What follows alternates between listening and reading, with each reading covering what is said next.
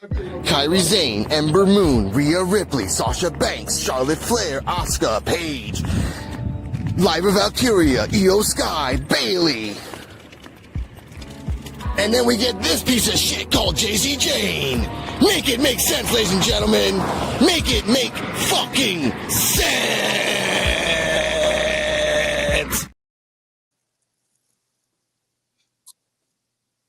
D-Walk? Okay.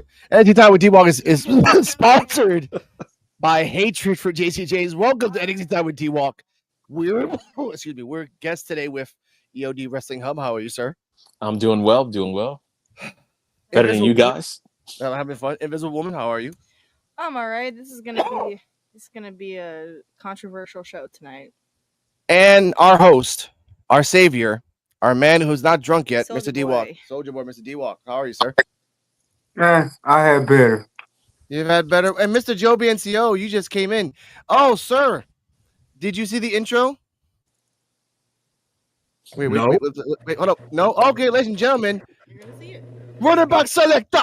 Kairi Sane, Ember Moon, Rhea Ripley, Sasha Banks, Charlotte Flair, Asuka, Paige, Lyra Valkyria, Io Sky, Bailey. And then we get this piece of shit called JC Jane. Make it make sense, ladies and gentlemen.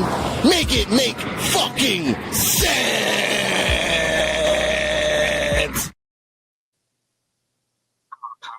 And you actually made that and included Lyra Valkyria in that intro? You know what? You How had dare to. you. No, you know what? I had to, because again, I didn't watch the 2022 Acid Haze that was NXT. I didn't watch that shit, but that's just stats. But what I'm saying, ladies and gentlemen, welcome to NXT Time with D-Walk. Joe Biancio, how are you? Our historian and proprietor of wrestling, how are you? Doing well. And I don't understand why there's so much hate for JC Jane, being that she's been 5 years in the company. We'll get this, sir. All right, No. I'm Switzerland tonight. No, yeah, you'll be Switzerland. And then, anyway, ladies and gentlemen, we're here today because we're going to talk about wrestling of NXT of yesterday, of May. We're going to talk about the 2 championship matches, the in-between, and the back and forth for the backstage segments. Let's start off the show with the first match, and it was the kind of the weirdest one for me. I have right here, give me a second. I don't. Anyway, Ethan Page versus Ricky Saints. D-Walk, talk about it, your thoughts, moments, and rating. I mean, I knew this was going. I knew Ethan Page was going to win, and like me and Joe was talking about earlier, they needed somebody strong for when Worlds Collide to happen, and I agree with that. I like Ethan Page more than I do like fucking goddamn Rock 2.0. Yes. There we go. Mr. EOD Wrestling Hub, what are your thoughts on the match, highlights, and rating? All right. For me, I was the opposite. I did not think Ethan Page was going to win this match. I understand the feud, but to see as a former champion, I was kind of like, why is he going for the North American Championship? They kind of explained away. For me, highlight of the match was that chair shot, the chair spot that he did outside the ring. Oh, Ricky sold it. He sold it. I guess I didn't think of it the way D-Walk and Joe thought about it. Like, oh, they need somebody strong to go in the Worlds Collide. Because honestly, I wasn't even thinking about Worlds Collide when this match was going on.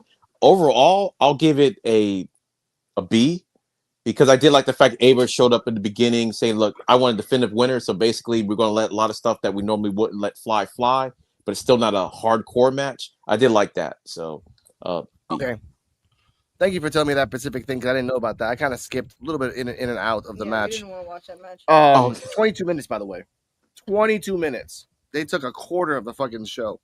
Because Ava had that weird little addendum, I will say this. I give this match... I give this match a C. Because I've seen Ethan Page versus Ricky Starks matches.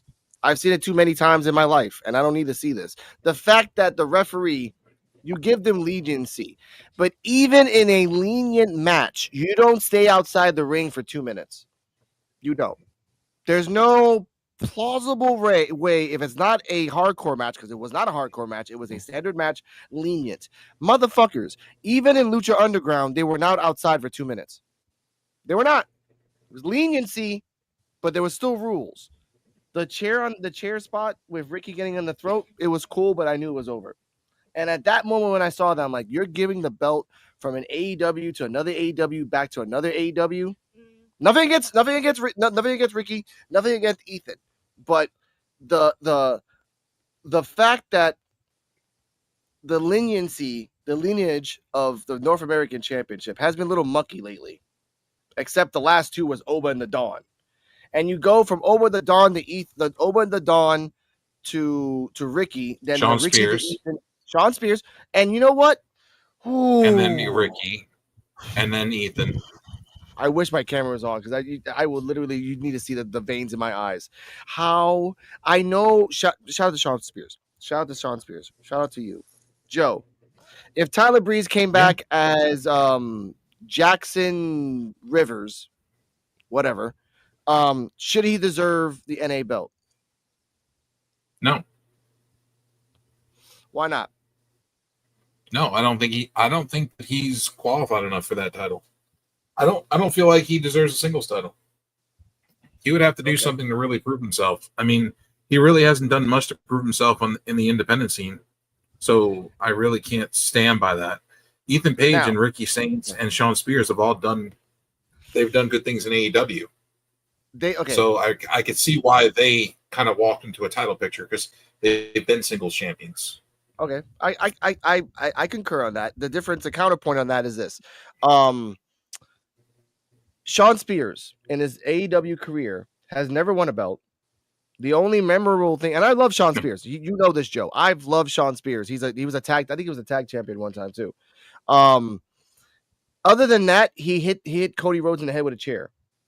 And that was the most memorable thing he did in AEW. And be Wardlow's kind of like bodyguard and babysitter for a short period of time. Yeah, he was. And then part of yeah, the group with MJF, Wardlow, and the FTR. Yeah, I forgot the name of the group. I forgot the name of the group, but then he went. Then he did his own thing. Yeah, thank you, the Pinnacle. Thank you, dude. Then he did his own thing with Tully Blanchard. Did his own thing. He did the chair thing. He did the glove thing. He did the loaded glove thing. Basically, what the Grande Americano's doing, but Sean Spears did it first with a glove. He would load up the glove and then knock you out with it. And same fucking thing. Wow, that's a fucking same fucking thing. Damn. Anyway, but for me personally, with Sean Spears' lineage, he never deserved to get that belt. They did it kind of like if you come to NXT, we'll give you a belt, at least one. I mean, I think his body, but here's the problem though. I think Sean Spears' body of work deserves a singles championship, not a world title, but at least a mid card title, because of the fact that his body of work is good. He has good microphone skills and promo skills. He's good in the ring. He's proven that time and time again. His character work is good. Why not give him a singles title? So what's stopping him? What's stopping him from having a main card? What's happening from getting an NXT title? What don't he have? Clarity. Okay. Here you go, Cart. He's not over enough. He's not over enough to be a babyface with the fans, and he's not hated enough to be a good heel. Exactly. He's right there in the middle. He's mid card, but either way, wait, Cardi M. Say your thoughts. No, for context, me and Invisible Man and I, we started the show halfway through, so we saw the ending before we saw the beginning, and the ending was Ethan Page coming out with his new belt, and we were both like, "Whoa, what the fuck?" Yep. Fudge. And what else? Yeah, I don't know. I guess we'll talk more about this later if we don't want to spoil it, but. He just wanted to have He wanted to have an early celebration because he's like, I don't want to wait till next week. He's like, I just want to come here and celebrate now. That's fine. I get it. And you said that for the 3 guys, but go on, Cardi M. Finish up. No, go ahead, D-Walk. What were you going to say? I'd rather see Sean Spears than Javon Evans. No, okay. We'll get to that later. Yes, and we can talk more about Sean Spears, but my question is, which we can talk about later as well, what are you guys' thoughts on transitionary champions? Do we need them, or should we only be giving the belt to people who 100,000% deserve it? We'll ponder that question. Okay, because that's probably what happened, and that's because we use Ethan Page as an example. Ethan Page is not going to hold that belt for more than a month. You know this, Joe. So sometimes we need transitional champions because we need that extra month or two for somebody to have a return. Somebody's on the way to coming back, and they need an extra month or two to train or whatever, and then that person will come back or that person will come in, and then they'll take the title. True. So I mean, do I think Ethan Page is losing that title at Worlds Collide? No, I don't. Judging by who's involved, no. Now wait a minute. Okay, EOD. You give us a rating. I give the match a C. What's the match of Ethan Page versus? No, give it a B. A B. Give it a B. Okay, Joe. Yeah. Joe. And Cardi. I'm in there with EOD. I'm with End of Days. I'm going to give it a B plus. I thought it was a decent match. Okay, I get that. All right. Cardi M. I am giving it a D- because I don't like Ethan Page's wrestling style. There you go, and that's respectful. That's how it is. Don't come at us. That's how it is. He's too hardcore for me. All right. Sorry. Now. And that's saying something because I've seen some hardcore matches. I just don't like his wrestling style. I get it. Backstage, Fatal Influence is in. By the way, we started the show with Fallon and JT walking in, and then Jasmine Nix being materialized out of nowhere. Like, hey, you exist now. Oh, thanks. I'm back from vacation. I'm back from existence. She's off punishment. We don't know that. She's ungrounded now. We don't know that. This is something we'll talk about it later. Then after we see all the other wrestlers coming in, Fatal Influence is backstage. They bicker about who should have the title match tonight. But JC pledges to win it and tells her it's fine if she's in her corner or not tonight. Now, before we continue, what are your thoughts, Joe, on the fact that we've had this storyline for 3 weeks? Jasmine Nix has not been here for 3 weeks, that JC and Fallon have been bickering. They both just think that they're better than each other, but they both have lost consistently in the last few months. Before, no spoilers. Go on, Joe. Then we'll go counterclockwise.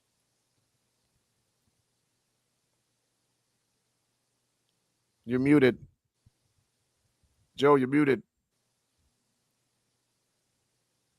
I didn't mute you. Hold up. I got you. There we go. I got it. Sorry about that. No, I feel Jasmine Nix coming back. This was good timing for it. I feel like she was on Shawn Michaels had her on catering grounding and went to the catering and was like, okay, you're off grounding now. You can come back with your team now. Don't do that again. And then stop having recording cameras when you go places. Yeah, we have to backlog your phone and destroy everything that you have and erase your existence. Stop videotaping everything that you do. Like, just stop doing it, please. And then they went and so her being back makes sense. Fatal Influence being together as a group makes sense. I know they were talking about breaking it up and stuff, and then Jasmine Nix comes back and they're a unit again. Maybe that was the glue they needed to keep them together. For some odd reason, I feel like Jasmine Nix is the glue. Maybe JC Jane. Let's be fair to her. I mean, she's never really had a world title shot. No. So to be fair to her, in 5 years, in the 5+ years that she's been in NXT, she has not had a world title shot, and that's not very fair to somebody who's been there that long. Yeah, but she's had okay. She has a good body of work. Okay. She can cut a promo. She's proven that before when she was with Fatal Attraction. She can cut promos very well. If you go back and watch her work with Gigi Dolan, they did fantastic tag work, and they did good. They were good in the ring.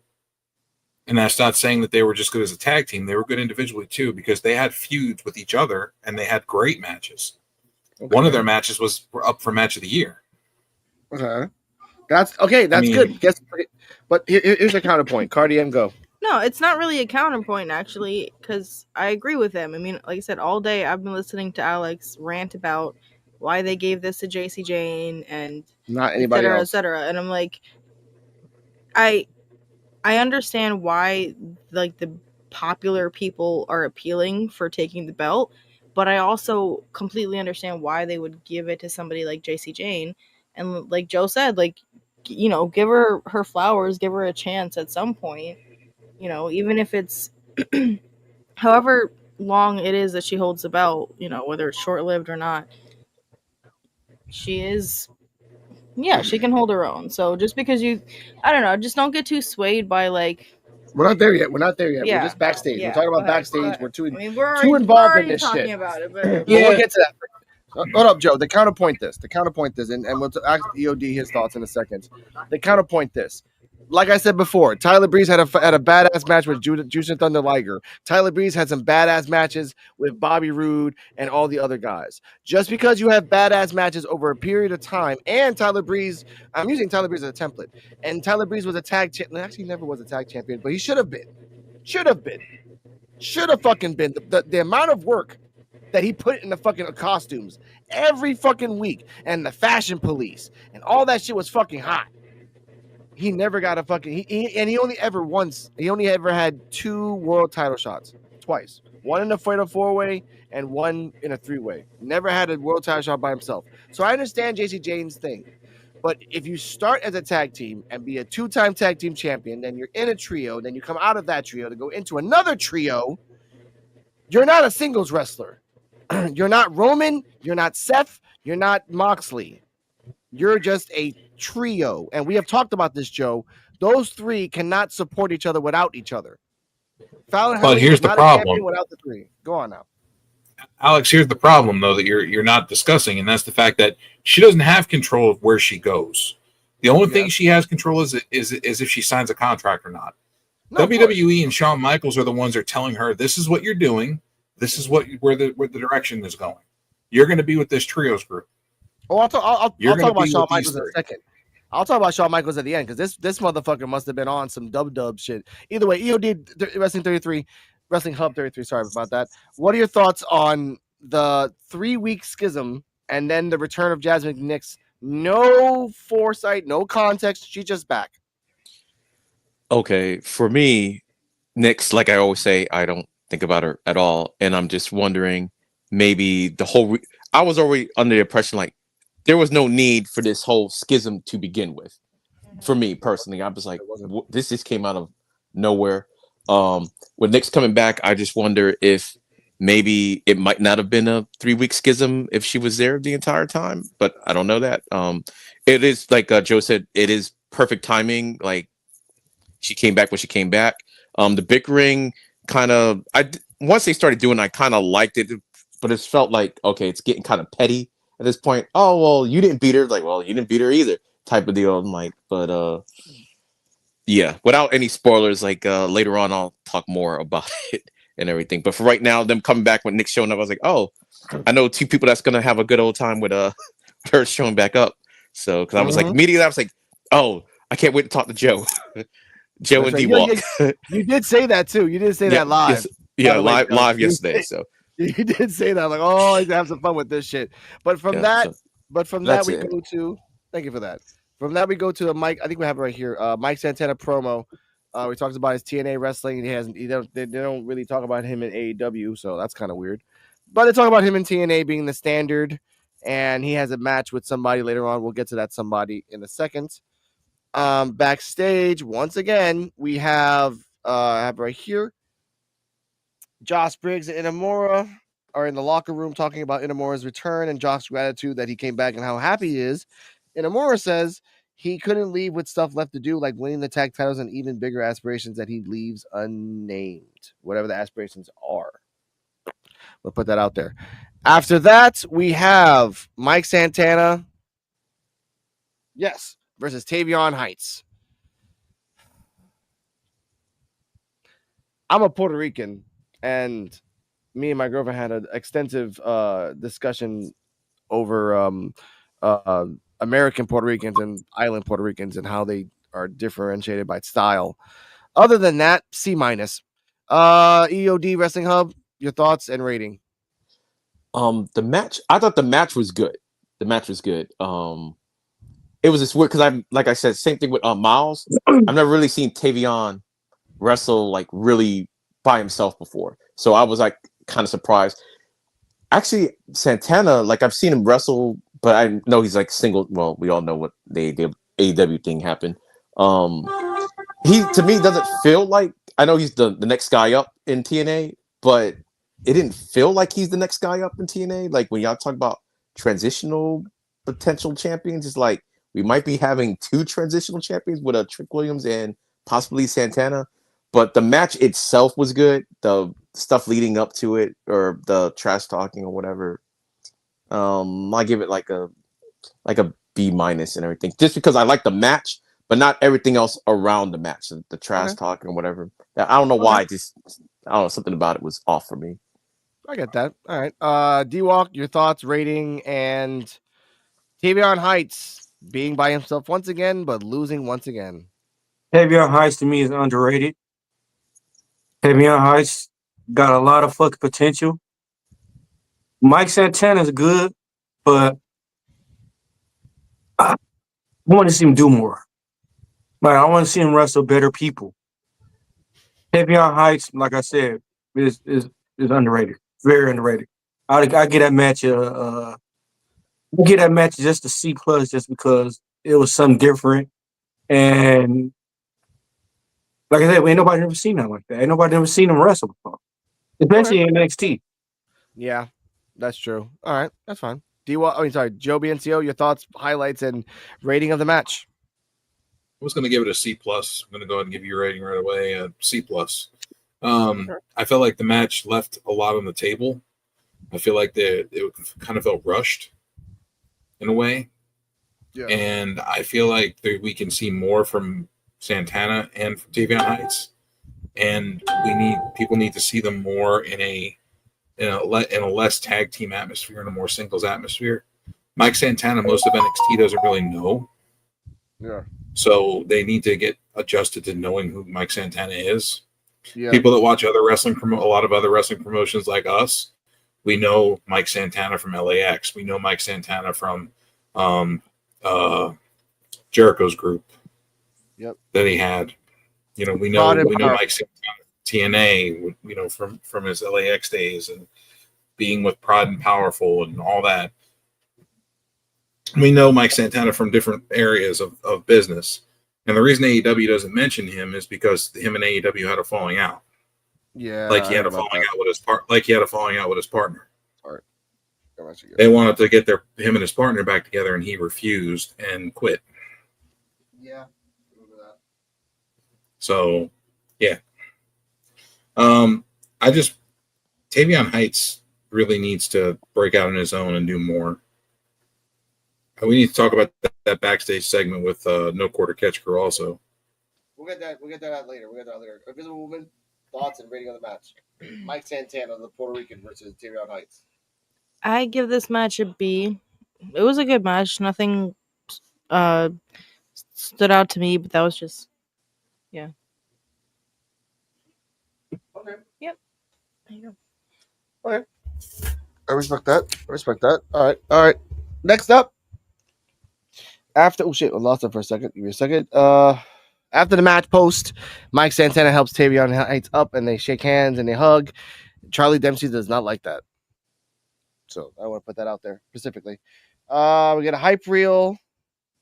Let me see. Give me a second. Before I said that, we get a hype reel for High Rise, and I want to say this.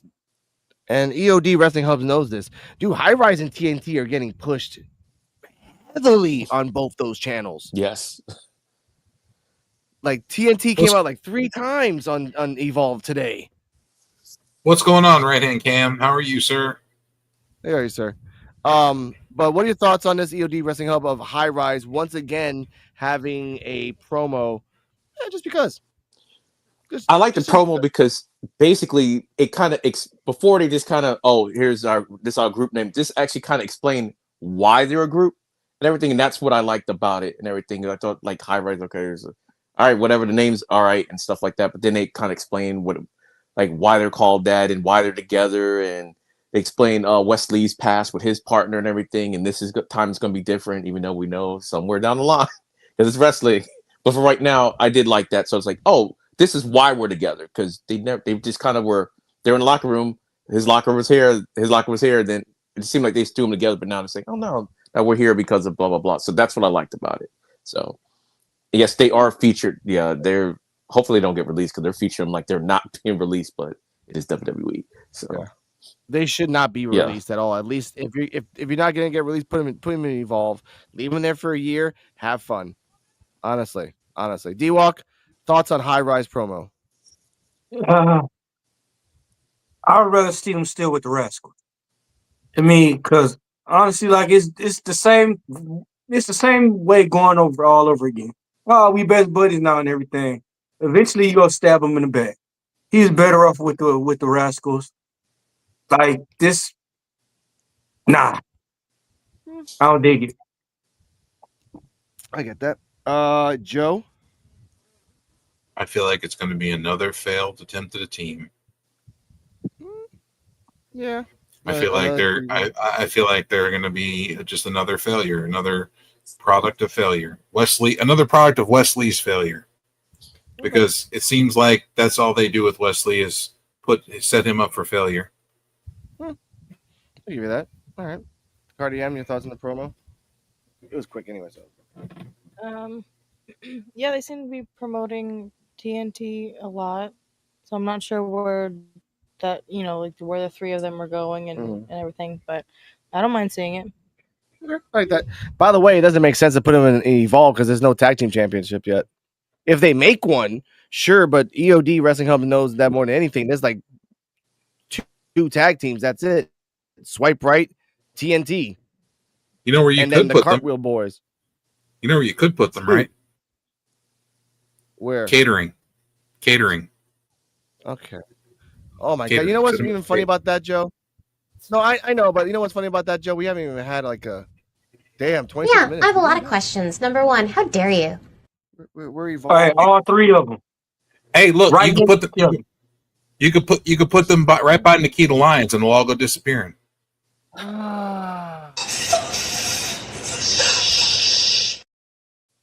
Hey, maybe they let them order pizza together. She's like a succubus, but only for African Americans. She makes them disappear. All right, okay, all right. This is the worst. Hey, they take take just a layer of skin. Hey, they take turns ordering pizza and catering. What is this? The porthole to fucking Cthulhu? You just open that shit up and everything comes out now? Like, chill the fuck out. Invisible Woman just walked away for like a minute. It's cursed the heavens. All right, my God. All right, backstage. Andre Chase warns the new Chase U against being overzealous and getting themselves in over their heads, and they immediately misread it as telling him to take more risk and flag Ava Rain down to ask for a match next week. She says that she has a spot open next week, so they'll be wrestling Dark State. They point out there's only 2 of them and 4 of Dark State, but she points out there's 3 of them and says that it'll be a trios match. They turn to Chase and say at least they're going to team up, and Andre blows up and says, "We're not a fucking team!" So before we get that, yeah, I'm angry. My thoughts on this, they're going to get murdered, and Chase is going to have to, like, physically beat their asses after, like, the week after that backstage, or just like, okay, we're all going to fight Oba. What? No! So, oh my God, Joe. More teams. They don't have no direction of what the fuck they're doing. Yep. Isn't it great? Where's is Shawn Michaels, like, when he's looking at the script, is he reading the whole sentence, or can he not read the whole sentence because his eyes are going too far left and right? Is his eyes jumping to the left and right of the page so he can't read the middle? I don't know. I swear. D-Walk. Oh no, we have D-Walk. Your thoughts on this promo? I'm surprised that. What was the whole point of letting Duke Hudson go? The shit's fucking dumb. I'm surprised fucking Andre Chase is not released yet because Riley Osborne's gone too. Huh? That's true. Riley Osborne's gone too. Yeah, as a single competitor, Andre Chase sucks. Yeah, he does. He's not that great of a competitor. He's just a hype man. I get that. All right, but He's not bad. He's not bad. Yeah. He's not bad. Andre Chase can hold his own. He's Problem not is good. that he He's not he bad comes off either. goof. He just comes Exactly. off goofy. But he can wrestle his ass off. But he just No, comes he off can. goofiest. He's okay Fuck. in the ring, but he's not being a great mentor right now. No, he's not. He doesn't. He doesn't. He's You're pissed off. You're a 42-year-old man hanging out with some 21-year-olds, bro. Hey, that does sound like flippers on the weekends. hey, Like that sound like somebody drunk uncle that be trying to hang out with the younger kids to be cool. exactly. But he's trying to teach them wrestling, and these guys are fucking going out to the club, drinking, having unprotected sex, fighting just because they want to fight. They lose 2 fingers. They don't care. They call it an experience. And the guy's like, what the fuck is wrong with you? EOD Wrestling Hub, your thoughts on this promo? Hold up now, Joe. Hold up. All right. Oh, no. When I saw this promo, the first thing I thought was you two guys, D-Walk and Joe, because y'all were talking about this last week. And basically, Chase is the face. They're kind of not. Who's going to turn who? And I think you're right. I think their antics, so he could relate. At some point, he's going to have to start trying to relate to them. And then because of that, he turns into kind of them type of deal. Like you said, the old uncle that's trying to hang out with the kids, trying to be cool or whatever type of deal. I think something like that is probably going to happen now. As soon as I saw that yesterday, I was like, yeah, we're just talking about that. So That's right. You know movies, I'm sure. This reminds me of Old School. Old school. A little bit, yeah. You got all Right. the 40-year-old guys that are trying to start a frat, and they get all the young guys to join, and then they have to have that one really old motherfucker to join. He dies. I love you, Say, bro. Godfather, your money's no good here. Hey, that's just like the drunk uncle trying to give somebody advice.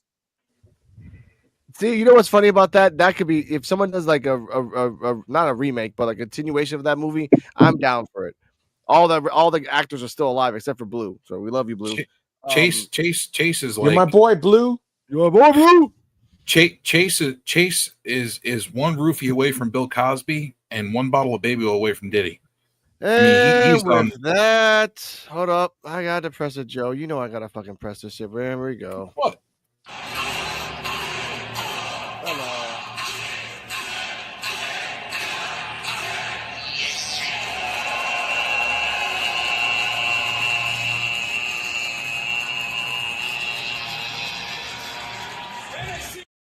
Now we'll talk about him at the end because he looked like he was about to have a stroke. Hey, they need to have Bill Cosby in the movie Old School too. He got to be Blue like best friend. Now, speaking of best friend segue, we go to the NXT Focus where we talk about not NXT Focus, but we go backstage where Tony D'Angelo is talking to Luca Crucifino. This was by far either the best acting or the worst acting. We'll get to that in a second. Tony D'Angelo confronts Luca about him doing nothing at Battleground. Luca swears that he was shocked and couldn't move and says he didn't want to reach out and put everyone at risk. Before that, he did say that Stax grabbed him and drove him a little bit more farther into the desert and left him there and just left him there in the desert by himself. And Luca, before he said this, had enough time to go home, change, take a shower, change, wait a week, and then wait a few weeks and then pop up. So I want to put that out there. Tony says it doesn't smell right. Crucifino says Rizzo's phone is disconnected and makes excuses. D'Angelo says he doesn't know who to trust, and Luca says he can't trust him, and we cut away. And then he's like, and he walks away. EOD, thoughts on this promo and if or when the family betrayed D'Angelo? If they've already betrayed him. But anyway, I thought Lucas should have said, yeah, he left me in the desert and it took me this long to walk over here because it's been weeks. I'm like, come on, you can't just not show it. And I like the fact that they didn't try to play dumb with you. Tony's like, yeah, okay, you've been gone for weeks, so you went home, blah, blah, blah. Where have you been? So I'm like, I did like that. I would have been better if he would say, look, he just left me in the middle of the desert. I have a way to get home. I walked. It took me 3 weeks to walk from wherever the desert, I'm assuming Nevada, to Florida, to Tampa for Battleground. I would have at least been like, all right. But I like the storyline though. I don't know. I like mom stuff. Why you didn't say, oh, he broke my phone or took it? I couldn't get in touch with you. He broke my phone, took it. Yeah. That's No, you I know don't what? remember No, phone numbers either, so no, I but guess you know that is what? plausible. EOD, that would have been a way better story. That he's like, okay, he left me in the desert. I had to walk to a casino, make about $100 to make enough money to get a bus to Kansas. From Kansas, I had to fucking Yeah, do something like that. Yeah. a fake ass law firm for like a week to get some money to go to Chicago. From Chicago, I had to go. I got shot by the mobsters. Then I had to go my ass back to New York, then to Florida. Like it would have made like even if that would have been funnier. But yeah, you're right. Joe, go. Yeah, I like the storyline. I just want to see where it's going to go, but we all know what's going to happen. Yeah, Luca and Rizzo are going to turn on the Don. yeah. And I I cannot wait till they fucking pull the trigger. Now I'll be pissed if, like, so you think once they turn on him, Tony D'Angelo going to the main card, or is he gonna stay? Main Nah, roster. Main Main roster. roster. Yeah. I'll Main be roster. pissed. I would be highly pissed if they did all this shit and he still stayed and still tried to feud with them and got a new family. I'll be pissed about that shit. I'm just saying. No, I think I think he gets called up and it'll be almost like you get ran out of your city, so you have to start in a new city type of deal. You start all over again. That's the way I feel they're gonna end up doing the Don storyline. Like he when he goes to the main roster, he's like, I once had a family, you know, and I lost my family and I lost my way. Now it's my turn to. Now it's time for me to rebuild a new family. So he gonna be like my man off Goodfellas, huh? Like he'll get Otis and Zawa and then turn them into you know full-blooded Italians. No. Why not?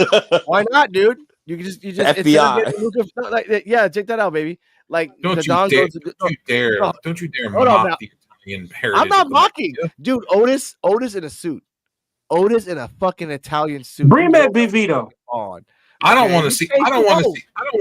I don't want to see Otis, the fucking a giant beach ball in a fucking damn suit and a little Chinese monkey-looking man.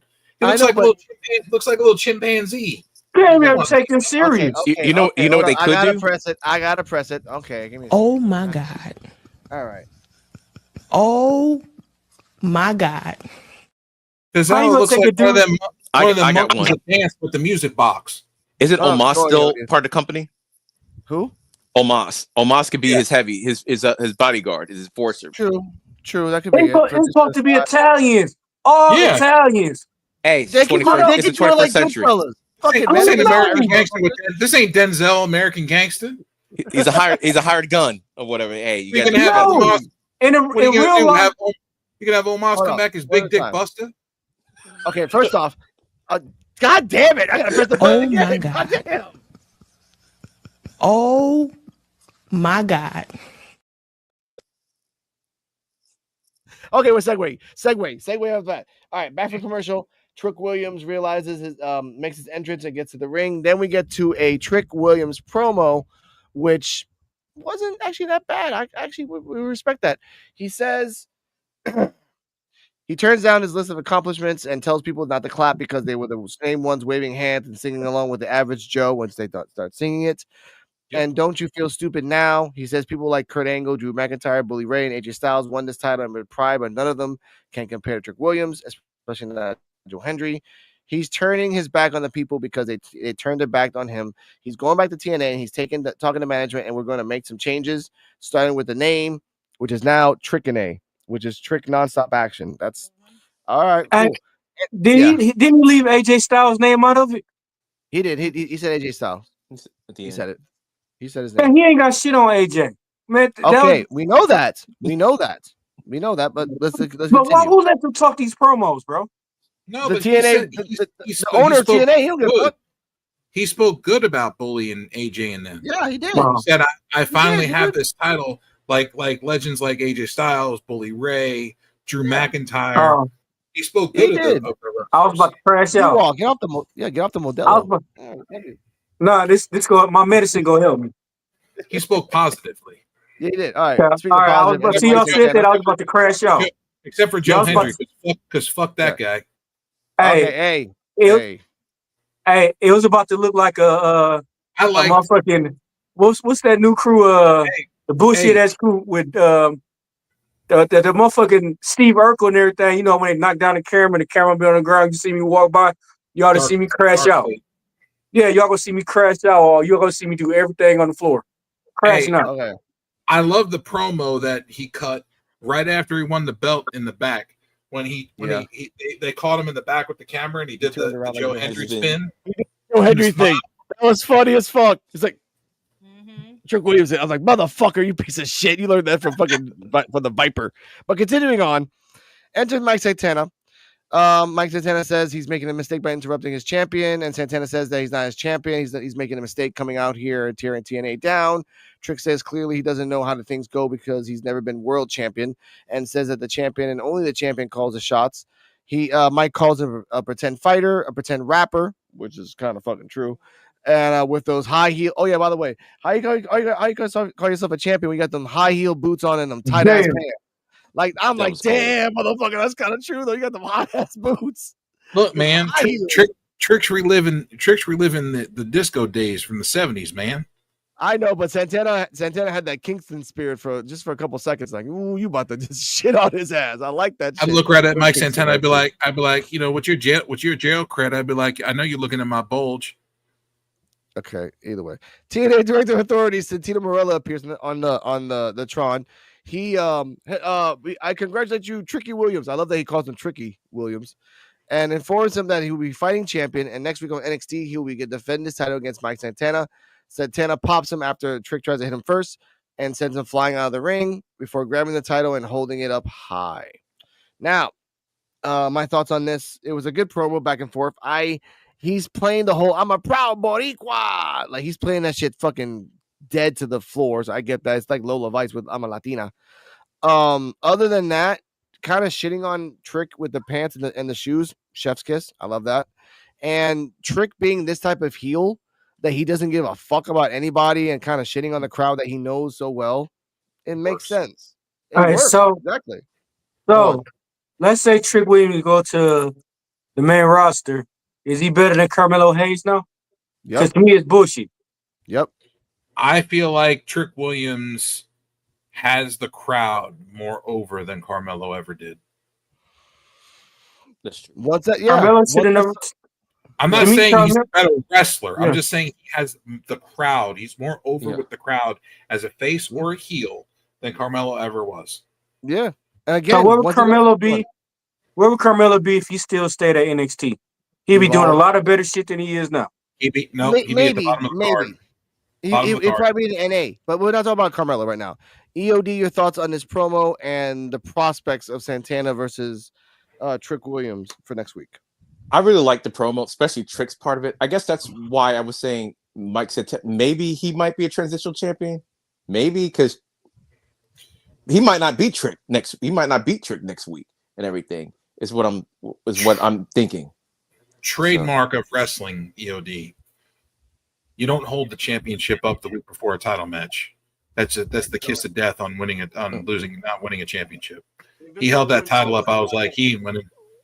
So, and even though Santana had like some lines on Trick, I just thought Trick overall, like the way he ran down his resume, like his own resume about like, oh, look what I've done. The fact that he told the crowd, like they kind of what Seth did on Monday night. It's like, oh, you're over here singing my song and everything. It's like, no, y'all were the same people out here waving your hands back and forth for Joe Hendry. Like I did like that part. And to me, it felt like, okay, maybe they might not give the title away so quickly because of this promo. Maybe you can milk it out a little bit longer. But overall, it was good. It was good. I thought Trick actually got the better of Santana in this promo. I don't know. It seemed like Santana was trying too hard or whatever. I don't know. Maybe it was just me because I haven't really seen him in a while. Like, and I haven't really seen him cut like a promo as a singles competitor.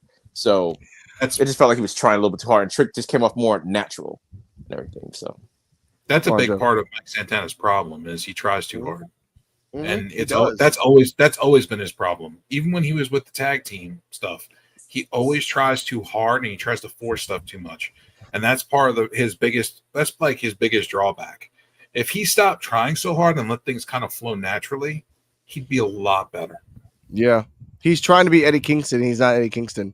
Nope. And that's the problem with him. Like he hanged out with a guy that naturally is a soothsayer, and this guy is not. And he tries. I get him. Good wrestler. I love the rolling cutters. I do love that, but he's not Eddie Kingston. I don't like Eddie Kingston. I don't like Eddie Kingston at all, and I think that he's nowhere near Eddie Kingston. But you have to respect Eddie Kingston's like just promo work, not wrestling wise, just promo work. I respect Eddie Kingston for what he is. I respect Yes. his wrestling. I respect his microphone work, and I respect his respect that he has for wrestling and for Japan and for their lineage and things like that. Yeah. I respect that. Yeah. I respect him for that. And I respect him that he's not coming back fast. He's taking his time to heal and get mentally healthy. He's not rushing back to the ring. So I respect that as well.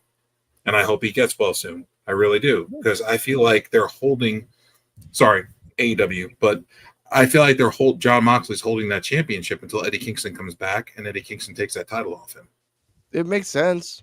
He's the only one that can actually not physically beat Moxley, but mentally and technically beat Moxley. He can understand where it comes from. Nobody else understands it. Kingston understands where Moxley's head's at and where he's coming from. So for him to beat Moxley would make perfect sense. Yeah. But we'll talk about AEW on Saturday when we talk about Johnny Laurinaitis being a sellout. Well, the sum. And rat bastard. We'll talk about that on Saturday, but let's get to the next Oh, somebody put a rat in his ice cream. Hold up now. No. He's not Tekashi 6ix9ine. We're not going down that path so much. Pretty much. First off, yeah. Mine right next door neighbors with it. Now, first up, hold up now. Backstage, Ava is talking to Stephanie that she needs a tag partner for Worlds Collide to get the two AAA girls. Lola Vice is like, Papi, yo te tengo. I got you, girl. I got you. But Kara says that she wants to defend her title first, but fortunately, Lola Vice I love that Cage Side Seat says this too. Lola Vice slides in and says that she'll be her tag partner for LA, and everybody is okay with it. We go to break. Next, after break, we get, I think I wrote it down here. I'm pretty sure. Yes, I did. Jada Parker versus Tatum Paxley, one-on-one match. I'm gonna say this real quick, and I actually have it right here. This is a very short match. Shoulder blocks follow, big overhead slap, slingshot seated, senton into the corner, kneeling surfboard from Parker, inverted face lock, Paxley floats over, O'Connor roll for 2, sides up the charge, schoolboard for 2, single knee facebreaker connects, Enziguri charging in, corner crossbody off the ropes, somersault, axe kick, drop a kick, sends Jada to the floor. Now, here's the part I want to say. After Jada Parker did the whole little high step shit, she goes to the floor, right? Jada is outside. Tatum Paxley wants to fight Jada Parker on the outside. For some weird reason, the ref grabs Tatum and prohibits her to go to the outside. Jada Parker's not having a weapon. Tatum Paxley doesn't have a weapon. He holds her to give enough time for Jada to grab a doll and throw it into the ring. Tatum Paxley sees the doll, has a PTSD moment, and realizes that someone who doesn't deserve to win the belt is going to win the belt at the end of the show, while holding a doll of Gigi Dolan. And Jada Parker runs to the rope, does the hypnotic for the 1-2-3. Post-match, Thea Hale hits the ring and beats Parker down. Tatum has a friend. Jada runs away. I give this match this is for the first time ever, a F. Because of the fact that the ref, for some weird reason, wanted to stop hitting attack. No reason at all. Really pissed me. Okay. Refs have done that before in the past in multiple matches where they stop competitors from going to the outside of the ring so they can get hit with something or an outside object or something can be thrown in the ring. But if someone goes, but you know this for a fact. If she would have gone to the outside, and what if Tatum Paxley wanted to do a tope con hilo? Is the ref's obligation to stop her and say, hey, don't do that? But every other wrestler in the world that we've seen in the last ever never gets stopped by the fucking ref. No, but she didn't do it. She went to go get out of the ring. She went to go get out of the ring normally, and she got stopped. Yeah, no, we've seen people get stopped like that to go out of the ring. We've seen it in normal matches before, and it's happened in the past. It's not like it's something new, Alex. We've seen it happen on the main roster numerous times. Well, to be fair, watching the match, I was the one who got pissed off by this because I've watched enough wrestling now to know that it's legal for Tatum to get out of the ring and go after Jada. So I'm like, why would you hold her back from that? Like it felt too much like favoritism to me, where it's like Jada's the big star now, so it's like no, you can't go after her. Sorry. And I don't know, I just didn't like that aspect of it. It was scripted poorly. Yeah, That's perfect. that's the part. It felt too. It was obviously a scripted bit that I'm like, this is stupid. Why? Yes. This- So what's your rating, Cardi? Rating F. Double F. Sorry. Hold up. This- Before EOD, your thoughts, rating, and understanding this. This is what I mean about this fucking match. I had to watch this twice to understand that this was a fucking stupid match. Well, I was surprised at Poorly how written. short the match was and everything. I Mhm. thought it would be a lot longer. Even I was like, the when the ref held Paxley, it didn't take me like out, but even I was like, why he stopped her from going out because like Park was out, but it's not like she went under the mat. It was just weird, but it didn't like really take me out the match. I thought, oh, it was weird. I'm like, oh, it was to set up another spot. I'm like, all right, I get it. I'll let it go and everything. I just thought the match was like way too short. I did like the fact that it was a doll, even though they're not saying their names. It's like, oh, it's Gigi Dolan or whatever, doll Gigi Dolan, and she tossed it, did the hypnotic. But I actually thought Paxi was going to try to take her eyes out at one point. I thought that would be like her new thing. I don't know where the storyline is going exactly, but it was okay. It's like a C. It was like, I wish it was longer. It did more stuff. I did like I haven't got to it yet, but some of the backstage stuff that happened like after this. But just a C and everything. I see it was just another, maybe because the Ricky Saints match went really long for like an NXT Mhm. NXT show. Maybe that's why they had to cut it down, and you still have the main event coming. So like it was a C. I thought it could be better, but it was just, I don't know, what was it, like a couple minutes? It felt like. Yeah, it was. Four. This was definitely a Less than 4. short squash match, Yeah. and that's a good point. Like maybe they realized that the first match went over time, so they had to like maybe they did have a longer match planned, and they had to do something to kind of shorten it. That's a good point. But no, I agree. Like the match itself, I have no problem with because Tatum can hold her own, Jada can hold her own. This would be a good match. But yeah, it's the fact that it was so short and because of something that just obviously felt like cheating, It was cheating. So yeah. D-Walk, and I have the button ready. Your thoughts on Jada versus Tatum? I'm gonna talk about the refs first. This is what pissed me off about the refs. Normally, when the refs grab a wrestler and keep him from going out the ring, is when the wrestler is incoherent on the fucking ground outside. Anytime a wrestler's standing up and you could go out the ring, you should be able to beat their ass. The referee's been lacking on a lot of shit. To me, the referee should be able to enforce a lot of shit. Oh, yeah. You see somebody get a weapon, that's automatic out of there. It's a regular match. Come on. But on the other hand, this shit should have been a topless pillow fight. And with that, ladies and gentlemen, we have buttons for this particular person. Here we go. Daddy, chill. What the hell is even that? It was quick just like it. It might as well, man. Hey, what's going on, Jalissa? Thanks for stopping by. You know I see those your damn comments. buttons for you. Thank you, Jalissa. You know those buttons for you, sir. And let's go ahead and bring this up. Refs have always interfered in matches from the beginning of time. No, of course. I've seen them stop wrestlers from going outside the ring in regular matches hundreds of times, probably even thousands.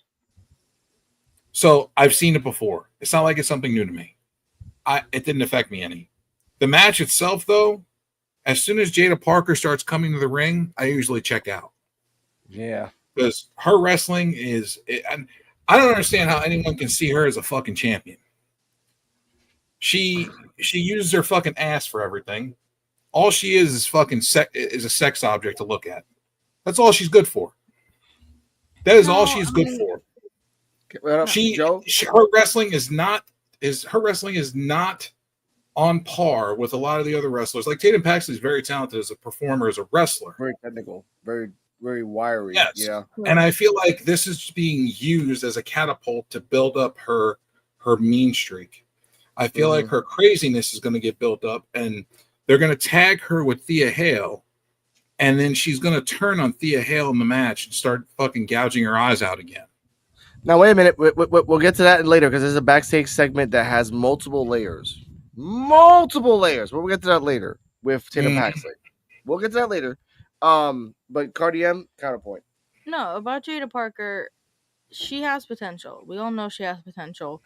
It feels like either she's still training behind the scenes Mhm. or this is it. Like I feel like The final product. we need more evolution from her. And it did Mhm. seem like she was propelling herself up to be champion. And then with all these losses, yeah, it's like, I don't know, it's kind of plateaued. And I guess it makes sense for them to give her a victory streak to get her momentum going, but like not like this. By just like cheating because of a doll. You can't, and it shows. Well, the doll part, I'm like, okay, Yeah. whatever. Like, And she was being crafty. and it makes you look weak because you can't beat Dana Paxton normally, so you have to use the doll to mentally fuck her up to win. And I because feel Dana Paxton was going to beat you. I Go feel on, like she's going to lose. I know, but Joe, D-Walk, go. He got a lot of potential. She have a lot of potential on OnlyFans.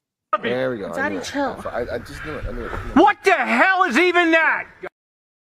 I'm not lying. Hey, look now. Is that on the other show? It's on the other show. Now I understand what you're saying. I mean, she also has potential for a stripper pole. She has that too. We don't have the button for that. That's on Evolve. She's halfway dressed that way already now. I mean, she's. I know she is. But by the way, fun fact, JC Jane debuted in the spring and summer of 2021, and Jada Parker debuted in October of 2021, same year. So, and the funny thing is, yes, you're muted. There you go. Say it again. Say that again, Joe. Oh, he's lost his stuff. Joe. Oh, yeah, your audio's messed up. I know you can hear me. Okay, there we go. All right, unmute yourself. There we go. Can you hear me now? Yes. All right. No, I said Jada, and the funny thing is that Jada Parker's had 0 championships and 0 success since and debuted around the same time as JC Jane. 0. Yeah, she's had more championship title championship just at attempts. She's had more championship match. She's had more attempts at championships than JC Jane has and 0 titles. Thank you. Okay, now that's what I was JC Jane's championship title range. Usually when she gets a chance at a title, she wins it. Okay. After this, Jasper Troy is storming to the ring, and then we get Jasper Troy versus Dante Chen. Why didn't you release Dante Chen? We don't know, but we know now. Because he needs to be a jobber to feed the people. Oh no, yeah, but then when he goes after Oba and he wins, everyone's like, "Oh yeah, he deserved it. He's been here for so long." This is the fucking bullshit about fucking jobbers. You fire so many motherfuckers, yet you keep Dante Chen. Dante Chen's been on the roster for a couple of years. Exactly. This guy should have been gone since like 2 years ago. Dante Chen needs to be let go so he can go somewhere else and refine himself and build his career. Okay. You need to go and find something. That's not this, but either way, this match was short. Jasper, I watched this match, and I want to say this right now. Jasper Troy has the basics down pat. I get that. I like that. But he is a basic ass bitch. Sorry, not sorry. I'm watching you, and I'm like, you are very 80s wrestler. Very 80s wrestler. And 80s wrestler is based on performance, style, or repetition. You know what he's mimicking, don't you? Who? Zeus. And what a surprise. Zeus is only good looking, but not good wrestling. Carrying the chains. Yeah. Coming out, big black dude carrying the chains. I knew it reminded me of something. I just could not think of it. No holds barred, man. No holds barred. No holds barred. I could not think of it last time. Next, they're going to have him in No Holds Barred too. That could be. But here's the point, though. If he can wrestle. Zeus, I know, but here's the let's continue this before we keep going here. First off, Jasper Troy, if you're gonna be like Zeus, those chains need to be bigger. You need to find some big ass fucking chains, and then when you give them to the ref's like, oh shit, and he falls down to the floor. If you're going down that route, you gotta go down there 100%. You gotta make it look like you train your body. You train look. It reminds remember AEW. Rusev, not Rusev, but Miro had one weakness, and that was his fucking neck. But the only way to do that was like to focus on his fucking neck like crazy. Like that was the only way. this could be like Jasper Troy. Jasper Troy's weakness is his neck, but you have to defeat that giant mountain of a neck. Jasper Troy. Jasper Troy need to let go of the ding dongs, Twinkies, pizza, burgers, and start eating healthier and get shredded. No Diddy, but he need to get muscle. No Diddy. He could pass all that stuff to Javon Evans to gain some weight. And with that, Wrestling Hub EOD, your thoughts and rating of the match. Didn't last long, 4 minutes. All right, for me, this is my first time I've ever seen him wrestle because I didn't watch LFG or whatever. I didn't even know Dante Chen was still with the company. To be honest with you, I was like, "What was he hurt? Just not being used?" I had no idea. He just wasn't being used. He's been So I was like, "Oh, I haven't seen him in a long time." The match was okay. I figured the reason why I even had this match is to kind of help Jasper along, I guess, with the wrestling, because it really did seem like he was new and everything. He's just a big guy, so when you're big like that, then it's like, you can, you're probably gonna win. I did like after, I guess this is still part of the match because the match was short. Oba showing up, and Oba's promo, man, there's something about Oba. Oba just has it and everything. He was like, "Oh, you blindsided me, blah blah blah. I'm gonna address you like face to face, like a man." Blah blah. He's like, "Yeah, you got your 5 seconds of fame, but now you have my attention, and your 5 seconds is gonna be over." I like that. I like that. Unfortunately, they still have a problem with the men's division. Like, you're just throwing out anybody at Oba now because you have nobody, which is kind of a shame. But you do got to build people up and stuff. So it is what it is. Maybe Oba will just drop the title and get called to the main roster one day. Is what I think might happen. No, but you know what might happen? Because Joe's logic is so sound. Let's get Brooke Jensen, and then he'll have a match against Oba, and then he'll win. And then Brooke Jensen's the freaking champion. I can see something like that. No, it does not. No, EOD. I was being sarcastic. I can't see something like that only because of what Miles is doing. It's like they use the Oba thing. Miles actually has potential. Like, we knew he wasn't going to beat him, but the showing he had at Battleground was pretty good. It's like, okay, maybe, because Randy Orton and John Cena weren't always Randy Orton and John Cena. Sometimes you have to. Mandy Rose wasn't Mandy Rose either until she got to NXT. And then she got good or got over. They gave her a chance. Yeah, I said this on the last show. Miles Bourne got to start all over again. Once you get grabbed by your ankles twice like that, and you a grown man, no, it's over. Okay. But we might talk about that later. He got grabbed by his ankles and tossed. Okay, but first off, to counter that, he has consensual sex with Stephanie McClure. He always wins. Shit on him all you want, motherfuckers. At the end of the night, he wins. It ain't gonna last long. I hope it don't. Sure. I hope it don't. But you know what? He may be having consensual sex with Stephanie McCourt, but guess what? He can't hear her moaning. So you don't have to hear the feel, bro. You don't have to hear the feel. Actually, but a lot of guys like to hear. Yeah, you want to hear a chick scream. He can't hear it. That's relative. That's relative. Anyway, post match, like I said, like the OD says, post match, Oba comes out. Oba gives him, he says, the 5 seconds. You had your 5 seconds of fame, but that 5 seconds are gonna be done. So we can continue this. Cardi, I just don't. Yeah, go on, Joe. I didn't like the fact that they made Oba look like a pussy, hiding up in the fucking rafters and not coming down there to whoop his ass. He didn't look like a pussy. No. He was a. He got his ass. He got his ass kicked last week. He got his ass handed to him last week by Jasper Troy, and then this week he's going to hide up in the crowd. Oh yeah, so I'm going to be the champion, and I'm not going to do shit about getting my ass beat. A nice Italian accent there.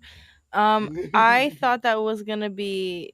No, I thought that was kind of a evil villain mastermind move, but it made sense because he's like, no, I don't have to fight you. Like, I could do you dirty like you did me dirty, but I'm not gonna do that.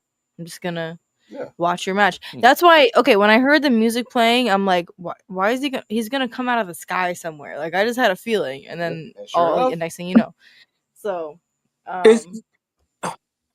I thought it was classy. Well, go ahead, D-Walk. That's not classy. You think it's over when if somebody put hands on me or whatever, it ain't over.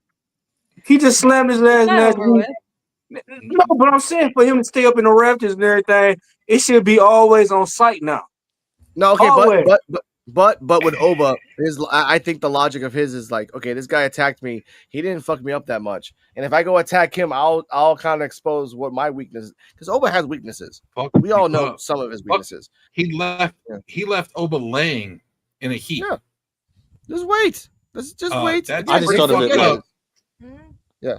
I just thought of it like more like, okay, he's the ruler, right? Like, you got let down, but it's like I dictate pace pretty much. Like, I could have, and I could have done it, but I'm not going to. And everything. But when you're a badass and you do a move like he did, you're coming off really fucking soft. But doesn't mean that he won't. Doesn't mean he might not do it in the future. Let's talk this time to show I could have. Let's talk about Shaka Zulu. Well, no. Let's talk about Shaka Zulu, goddamn, with Zulu Nation. Okay, no, we're not doing that. That's on Saturday, D-Walk. We're not talking about that shit. But the counter this. No. Hold up a second, baby. Joe, he's not a badass. He's a ruler. As a ruler, as Thanos doesn't. When Thanos gets beat once, he doesn't come on site. He waits, he plots, and then he attacks. That's Thanos. We've already. Let's go back. Thanos ain't never took no ass whooping. Yes, he has. Let's go back to when he was feuding with the Don, and he would whoop the Don's ass every week. Yeah. He didn't sit there and run his fucking mouth. This is different. He whooped ass. He didn't look at the Dawn as a threat. He might look at Jasper Thornton. Go on, Cardi. Sorry. Go on up. Cardi, go on. No, I mean, take the mic. All right. No, I think that's the secret. It's just his confidence. Like, he doesn't have to come out. Like, he doesn't have anything to prove. So why does he need to come out every week and beat Jasper Tor's ass just to prove that he can? Like, he knows he can, quote unquote. And when the time comes, we'll see that. But for now, you just get the suspense. Okay. So is he gonna let somebody slap you and then let them get away with it? No. Exactly. Same point. And then, like I said, you talking about Thanos and everything. We talking about Thanos. We ain't talking about the bullshit ass movie Marvel Thanos. We talking about comic book Thanos. I'm gonna weigh my options though, and if it's not smart for me to, whatever. But D-Walk, that depends though. Are the police there? No. Okay, all right, but no. If the police there, you wait for the motherfucker to get handcuffed, then you hit him. See? Yes. All right. That's stupid, deal. That no. Hey, but you can't let nothing slide. Okay. Speaking of sliding, we go backstage. Backstage, we have Tavion with his wounds. Tavion Heights and Miles Bourne are hanging out backstage with Charlie Dempsey. Rolls up with Ren Sinclair. Dempsey says that they both had good showings recently, but they failed, so it's time to refocus and become a tag team again. Tavion doesn't say anything. Bourne says he's not going backwards. They bicker, and Miles challenges him to a match where if he wins, Dempsey lets him go. Charlie takes him up on the offer on the condition that it's a rounds match, and they shake on it. And we go to break. We'll talk about that later on. Back from commercial, Ethan Page is in the ring. I got it right here. Ethan Page promo. Here we go. Ethan Page. He congratulates Page. Sorry, he says he's not waiting for all his title celebration. He's celebrating it right now. Javon Evans comes in. He congratulates Page and says that he can't think of anyone more undeserving to hold the title. Last week, all ego cost him his match, and so he went to Ava and got himself a title match at Worlds Collide. Page says that Evan doesn't deserve a match. They go back and forth, and somehow Javon introduces Laredo Kid. Kid got lost again because he's making his way to. He did get kind of lost. Making it through the crowd as he introduces himself. He says he's coming for the North American Championship. All Ego's not having a triple threat either. And Evan says, oh no, he forgot. There's one more person in the match, Ray Phoenix. Phoenix says, or tries to say, everyone's told him about the spirit of NXT and Ethan just won the title, but it's a shame he's going to lose it at Worlds Collide in this 4-way. He's going to bring the fire. He's going to burn. Animo. So thank you. So what's your thoughts, Cardi M, on Ethan Page, because now who just won the belt is going to have to fight Laredo Kid, Ray Phoenix, and Javon Evans. Javon Evans is bouncy. Ray Phoenix is bouncy times 5. Laredo Kid is bouncy times 3. if they're the gloves are off, if the gloves are off, Ethan might get a concussion at the end of this fucking match. But at least he ain't gonna feel it by Javon Evans. Hold up now, Cardi go. Yeah, I mean, I guess that sounds enticing. If Loretto Kid and Javon Evans team up against Ethan Page, I'd be down for that. Okay, all right. Joe, you're last because you know why. EOD, your thoughts on Ethan Page and the 4-way at Worlds Collide? Will he lose it? Your thoughts? I'm not sure. When I did see the competitors, I was interested in the match. I'm not gonna lie. I was like, oh, this might be a fun match, and maybe that's why they dropped the North American title to him so he can compete in this match. Because I like Ricky Saints and everything, but Ethan Page is a better wrestler than Ricky Saints is. He's the only heel in the whole match. And I don't know if he's gonna lose. I know Phoenix is over. It's not like they haven't done it before, but you don't want to put like Phoenix with the belt on because you saw kind of what happened with Fraxium. Like once he was just there, and Phoenix is like on his way. He's starting to get over he's already over, but he's not like Penta over, but he's starting to get there with the WWE crowd. I don't know if he loses it though. I'm not sure, and it could be a way for him to get to Javon Evans, but I don't think that's going to happen in a match like this. I think it's just to showcase the AAA stars, so I don't really think the belt's probably going to change hands. But as NXT has shown us, anything can happen. This past like less than 7 days, anything can happen when it comes to titles. So that's all I got to say about that. So. Okay, D-Walk, just go. Okay. Yeah. Let me be honest. Titles. Javon Evans. The only fucking title I could see him win is they bring back the fucking Cruiserweight title. That's it. That's it. Like, I don't see him. I cannot take him serious, bro. Like, I'm this serious. Like, he need to pick up some weight. Okay. He and I don't see him beating. I hope he don't beat Ethgo in that fatal 4-way because, like I said, he got work to do. He needs some work to do. How many small wrestlers you seen ever succeed like that? We didn't see Spike Dudley. You see how Spike Dudley was getting done? Yeah, but he was like, there was one Spike Dudley in a sea of fucking rocks and Stone Colds and everything else. Like now, there's a sea of Spike Dudleys and not that many big guys. But not Spike that many in the back. Even Spike Dudley won more titles than fucking Javon Evans. Come on, hardcore belt. They didn't care about people's bodies back then. It's a different thing. But either way. Joe, oh my God, go on now. Get him. Hey, D-Walk, I'm going to raise you one. The only title I see Javon Evans winning is if he goes to concessions and buys one. Okay. All right. That's first. All right. Second, Ethan Page was needed for this match because they needed a heel in this match because having all faces would have been stupid. Mm-hmm.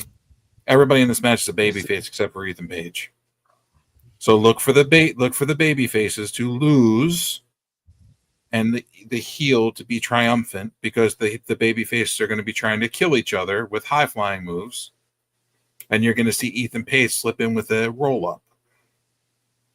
And he's going to fruit roll up one of these motherfuckers and get pinned and get out with his belt and laugh and do his smile thing while they're all sitting in there fucking looking dumb.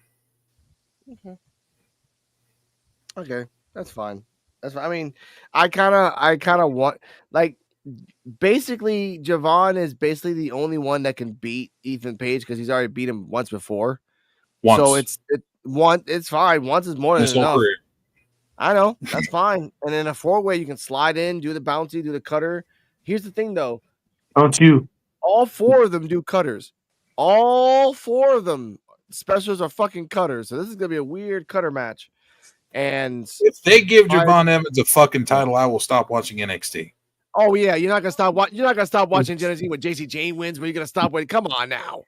If they give Javon Evans a fucking title, I will quit watching NXT. Oh my God, you're not gonna do that either way. He is terrible. Either way. Terrible. So is JC Jane. How are you gonna? Yeah, but how are you gonna have a guy? How are you gonna have a guy like Javon that you constantly book on losing matches? and then just give him title shot after title shot after title shot. Yeah, and then take away the word him and put her, and that's JC Jane. Okay. JC Jane, that's her first world title shot in over 5 years. Good for her. She should have never Number had a one. title shot. But And she won the belt in our first shot. Oh, do you have the thing about legacy at the end? In Yeah, your right, notes? right here. Here we go. Now this is the part that got me mad. Go on, Cardio. No, go ahead. We're not going to go into this debate right now. About JC Jane. Oh, and Javon Evans, really. Yeah, if he wins the belt, he wins the belt, and that it's Ethan Page is turning into a transitional champion. Came out, I'm like, oh shit, that's cool, and he's probably the only one that can actually. Sense. He's the only one that can possibly beat Ethan because he's done it before. Yeah. Ray Phoenix being the belt makes no sense. So Ray Phoenix goes to SmackDown, and now he goes back to fucking NXT. You think I wanted to see Ethan take the belt? No, absolutely not. Fuck no. I didn't want to see Ricky Saints with no belt.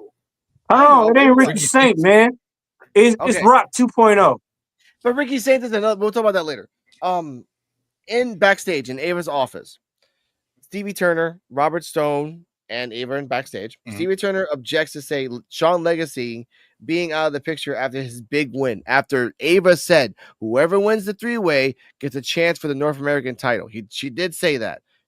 Stevie Turner being the prime minister is like, hey, wait a minute. What the fuck about Shawn Legacy? Shawn Legacy deserves a fucking title shot. Since you said that, Ava says this. Reign says that she wanted to make sure that they had NXT, AAA, and main roster talent in the match at Worlds Collide, and Legacy will get his one-on-one shot soon enough. Now, what are your thoughts on this EOD Wrestling Hub? I think they're just either Ethan doesn't lose the belt in Worlds Collide, and then when Ethan fights Legacy, he loses the belt. My thoughts, that's my prediction. Because why are you? Because by the way, next week, ladies and gentlemen, on EOD Wrestling Hub, he'll probably do the live as well of the men's Fatal 4-Way elimination match for the Evolve Championship, which involves Keanu Carver, Shawn Legacy, Draxton Drake, and Inoue. Ladies and gentlemen, Inoue has a job. Yes, and he's in Evolve. It's kind of weird, but what are your thoughts on that Wrestling Hub? I think that's exactly what's going to happen. I think Shawn Legacy is probably going to get, but the thing is when he's going to get, because I don't know how far in advance the Evolve tapings are compared to now, and it seems like they're kind of throwing new stuff into old tapings. And they just said he'll get a shot. They never said, oh, it'll be like the following Tuesday or something like that. So who knows what's going to happen? But it could be for him to get the North American Championship, because I think you're right. Like Paige is just the transitional champion. Just to get the belt from one guy to the next guy, and I think the next guy is probably going to be Shawn Legacy. Especially if he's not going to be like, you might as well do it. Get him off Evolve. That kind of that Evolve's a whole nother topic. But anyway, but I think that's a good thing for Shawn Legacy to be North American champion. I have bigger questions. I would have walked in Ava's office if I was Shawn Legacy and been like, how is it that I beat this guy and then he gets a title shot after I beat him? Well, they always did say you'll get a shot at the title, not get your number one contendership. So I guess that's like I beat you, and then you get a title shot. How does that make sense? That's why they need to bring back he's on Evolve. That still doesn't make sense though. Like with rank comes privilege, I guess. That's no. He beat Javon Evans last week. I get it. He beat him. Yeah, he beat him. Yeah. So Shawn Legacy should be in that Fatal 4-Way. Yeah, and he's not. So that means that whoever wins the Fatal 4-Way and Worlds Evolve, that means that Ethan's going to hold the belt. Ethan wins the belt and keeps the belt in Worlds Collide, and then the NXT next week. Oh, by the way, Ethan, and he probably did some dirty shit that Ava didn't like. Oh, hey, you really didn't represent us as much that good in Worlds Collide, but so because of that, first match starts tonight. First match, Shawn Legacy. Let's go. And because this fucking Ethan and Ricky Saints feud is not gonna end. Ricky Saints comes out, distracts Ethan. Shawn Legacy does his special. Boom, 1, 2, 3. He wins the belt. Then you go you can go a Legacy, Ashanti, bouncy feud. I hate to say it, but the Ashanti's getting popular on TikTok and social media. That relates to them. I think that this Ricky Saints Ethan Page feud is going to end in a dog collar match. Could be. but not I for have now. a Not really now. strong feeling.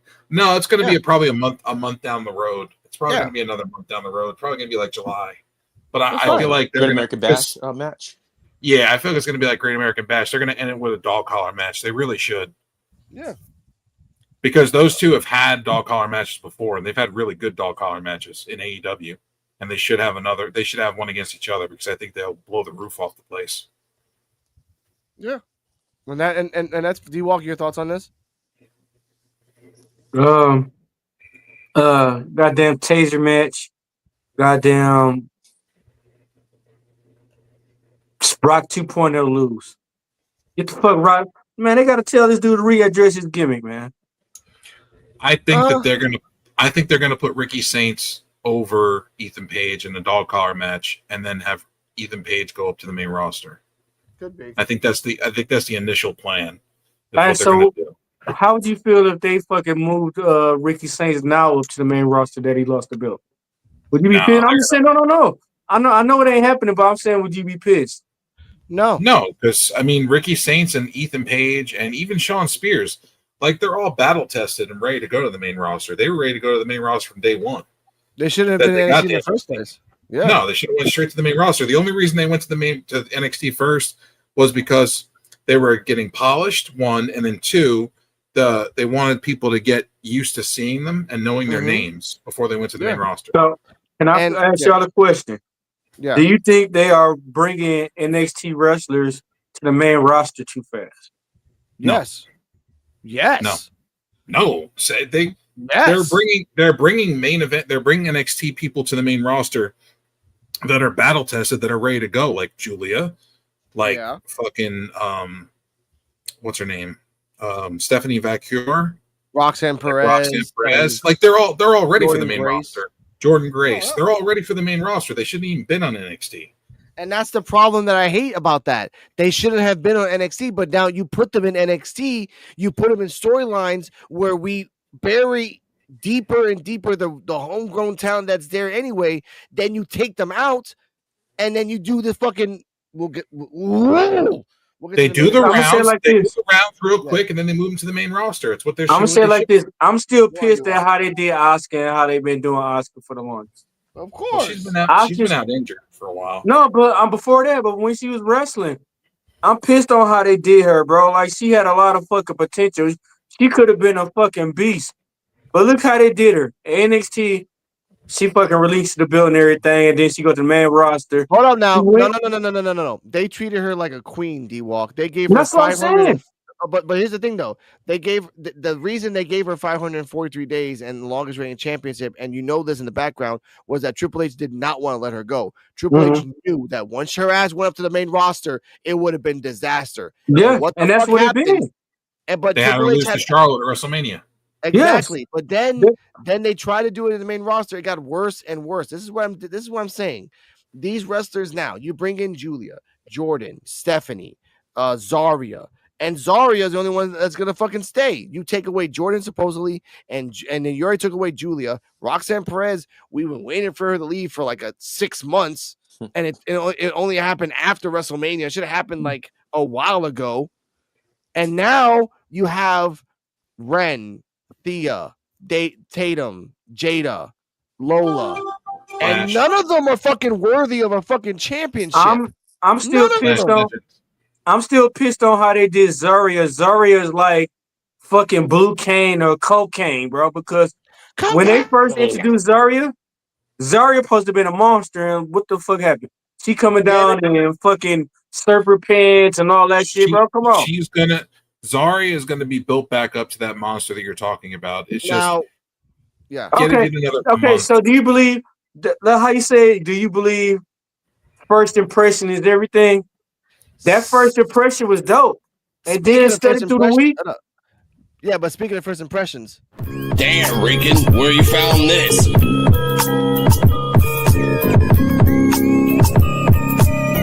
PUWF exclusive. This is the podcast for underappreciated wrestling fans. If you don't like it, suck our D-Walk, Joe BNCO and the Invisible Man.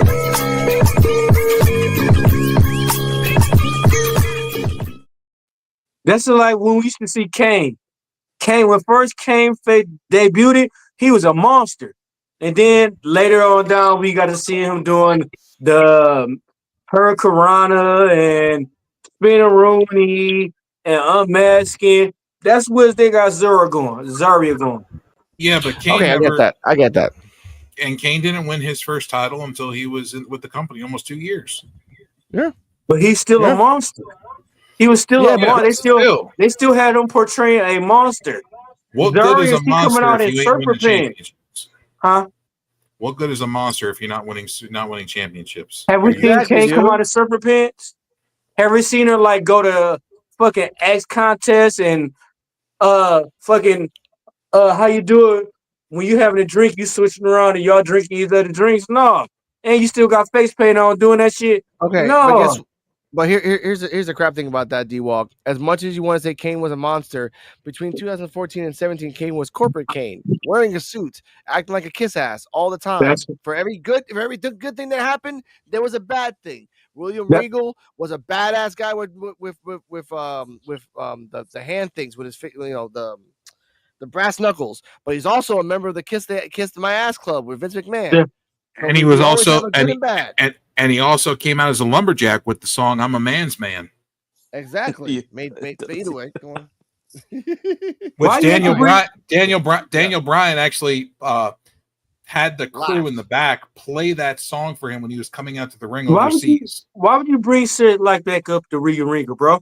You gotta put some respect on his name, and he's gonna be a disrespect. I didn't want to have that image in my head. The same William Regal that hanged out with freaking Crime Time, acting all motherfucking black. Hey, he can shuck and jive whenever you feel like it. All right. He was wearing an upside down, sideways sun visor. Upside down, sideways sun visor. It's his right if he want to shuck and jive. All right. Get on a good foot. With that, we go backstage. Back from commercial, Vato Influence, Stephanie Vakura shown walking backstage separately to send us the break. Back from commercial, Tatum Paxley is walking backstage when she runs into Sol Ruca and Zarya. Zarya says that they hate to see her like that, and they can vouch that the friend that you never knew is needed is more important than you can think, and she needs to talk. They're there. All the while, the culling roll up in the background. Now, this is what I meant with the specifics, the layers of this. Now, what you threw out an idea, about Tatum. I think this is what's going to happen. Tatum is going to be manipulated by the culling to destroy Zarya and Sol Ruca, which then will make Izzy Dame a lot easier for them to go after the belt. Now, if Izzy Dame gets the belt, that's a fucking travesty more than anything else. But if she does, it's a weird long-range plan that what she's going to do. Joe, your thoughts on this multi-layered culling Tatum, Zarya, Sol Ruca intertwined thing that they're making up? I think it'll happen eventually that Tatum might side with the culling. But I think that Sol Ruca and Zarya are going to break up first. I think Zarya is going to turn on Sol Ruca. Yeah. And then we're going to get that evil monster of Zarya that we're going to get, that we saw in the beginning, is going to come back 110 times over. And then I feel like what's her fucking name? Tatum Paxley.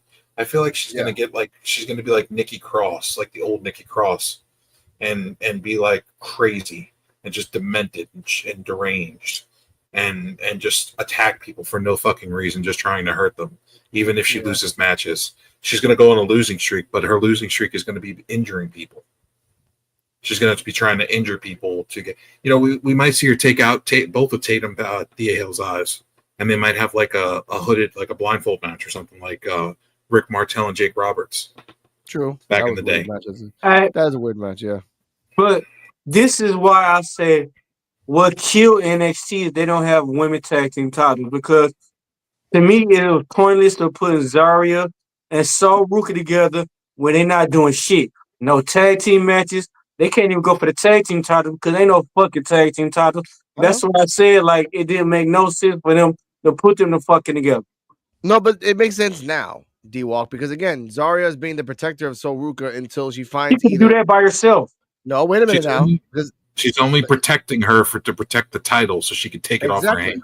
exactly. They can go. Yeah, She's gonna help by letting people compete against herself, and then Yeah. she'll win the first and lose the second, like she did with Kalani Jordan, and then she'll have to have a match against Kalani Jordan. Each match is going to make Sol Ruka weaker.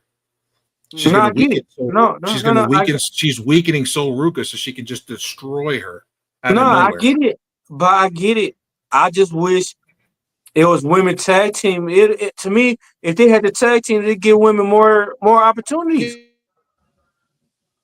I get it. Yeah, it makes sense. But They again, had more this- opportunity. The women tag titles was there. yeah, but we realized and we saw later on at the end, before we get to the end of the show, is that there's only like maybe after this woman roster being stacked, we only see like 12 girls, maybe 8 at a time.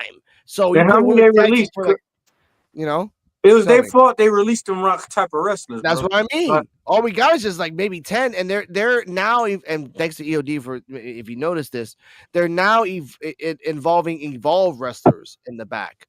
They don't talk; they're just there. Obviously, they're just there in the back. Can I say something though? The problem, but D-Walk, the problem with tag titles, I hear you're talking about women's tag titles in NXT, and that was fine and dandy when we had fucking tag teams to fill the spots. We don't have them no more. Mm. We don't have no women's tag teams. They fucking abandoned all that shit. Yeah, they released And they're them. talking about, now they're talking about adding a fucking another women's tag title on the main roster. Like, what are you, out of your fucking mind? You released all these tag teams and all these women's tag teams. There is nobody left. There's one women's tag team standing, and they're the champions right now. And ain't nothing The only you way can do about it. The only other tag team we're going to get in with the females would be if when Asuka comes back, she teams with Kairi Sane to make the Golden State Warriors. And that will make sense. Can I say this? Yeah. EOD right now is giving me Ezekiel Jackson and Mr. T vibes. Look at him. Okay. Ladies and gentlemen. No, it's cool, but ladies and gentlemen, we're at a part of the show where D-Walk has gone bye-bye. So let's just give him memory of him.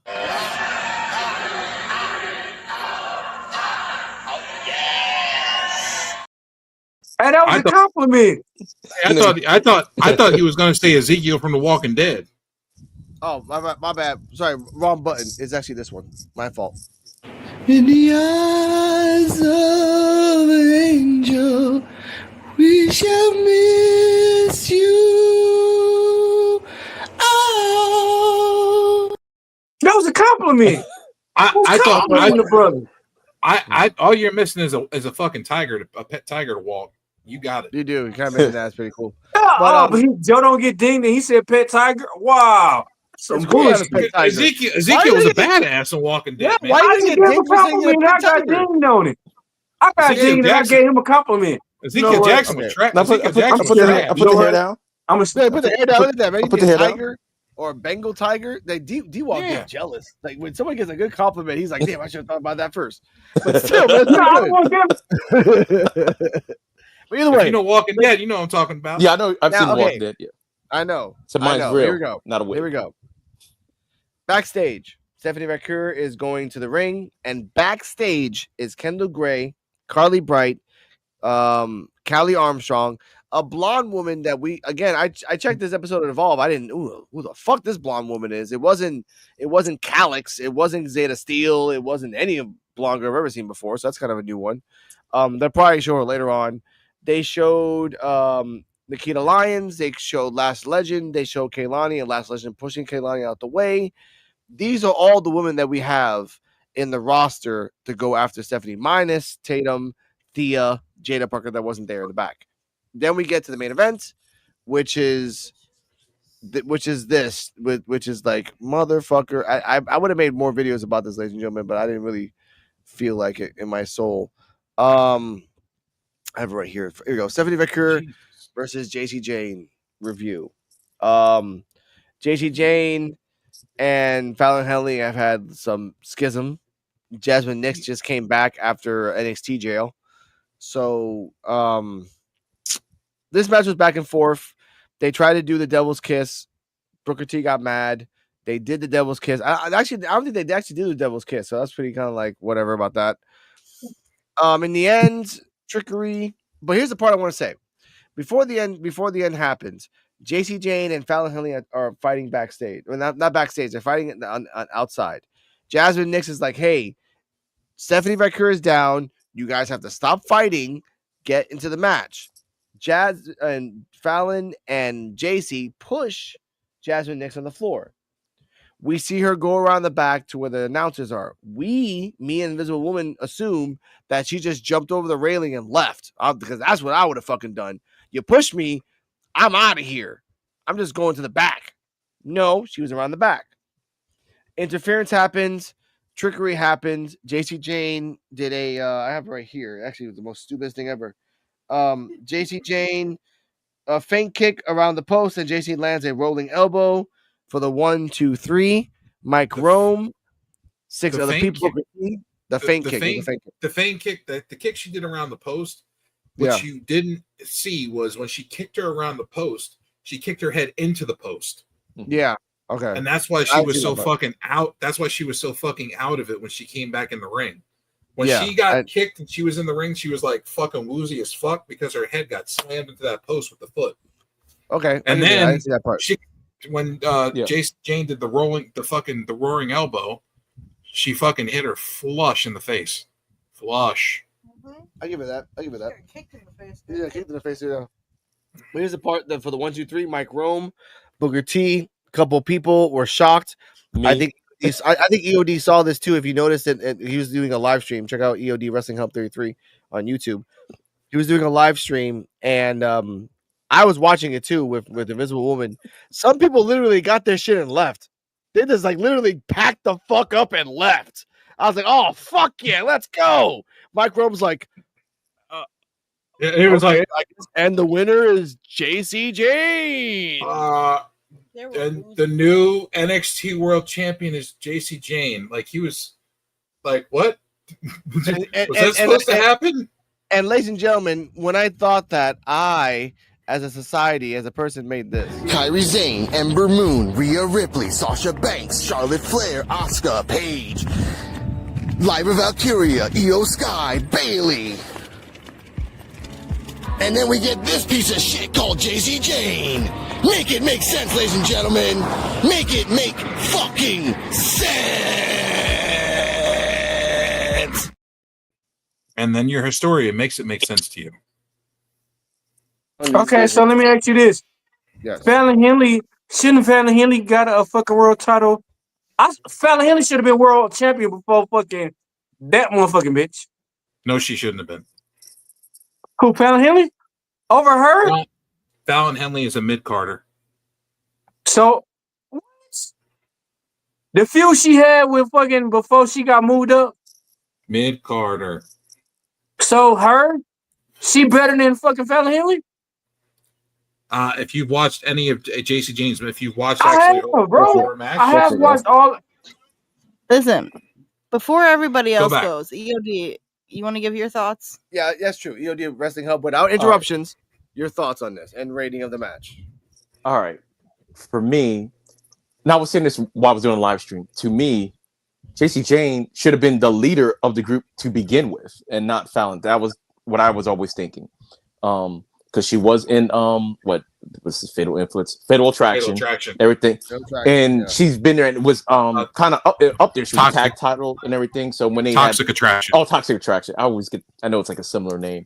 So in her and JC Jane and Gigi Dolan, they had a good feud after Mandy Rose left, stuff like that. So when they put another trio together, I just naturally assumed, oh, okay, she was the one that's been out there. She would be the leader and not Fallon. So the fact that it kind of made it look like Fallon was the leader was kind of weird, but it's like, all right. The match was, to me, good, but you saw me on the live stream. I was talking about something else while it was going on, and as soon as that 1, 2, 3 hit, my mouth, I look like Rome, because I was just talking, and all of a sudden my mouth just went, and I was shocked. But I understand why it happened, and if you have to have somebody drop the title to, I thought about Joe because of what he's always saying about Jordy Grace, but the rumors that's going around, it's like, okay, it wasn't slightly that, but it's like, who else are you going to put the title on? And I remember you're saying last week, oh, maybe JC Jane, but it didn't seem like that's the way they were going, because you had Fallon Henley as the leader of the group and everything. But to me, it makes sense. The way she lost the title too, I'm like, you're not going to be champion forever. So if you're going to lose it, lose it this way. It's fine. If you're going to get called up, like it took like Nick's pulling something, distracting the ref, took the kick to the ring post. Hey, you can't say the took Nick. an elbow. Nick's losing. Jasmine Nix, bitch. Jasmine Nix. Oh, I thought he said Knicks. Oh, No, my dude, bad. let him finish. You are just that's why I put the okay. Go on, continue. Why you have to listen to my contradiction with that bad news? But anyway, so I know a lot of people were mad. I was shocked, but I wasn't mad about it and everything. I'm like, the match was fine, and like the fact that they even changed the title on the show was like, two titles. Yeah, two titles. Like even Ethan Page one, I was like thinking, okay, I wasn't expecting it, but it happened. But this right here, this was, if the whole show was garbage, we knew you could make a whole show just on this segment alone was on this title change, because it was just, I don't want to say controversial to some people, but to me, I'm like, if you're going to do it, this is the way to do it. They made Stephanie still look strong.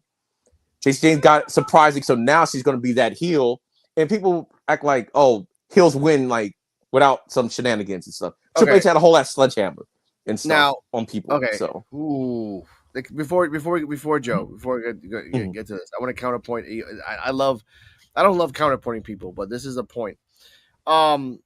Stephanie Vaquer about a month and a half ago, 2 months ago, had the same situation where she had to fight a match at the beginning of the show, and then fight Fallon Henley, Jacy Jayne, and the other person at the end of the show. And same circumstances, except this time Stephanie wasn't hurt at the beginning of the show.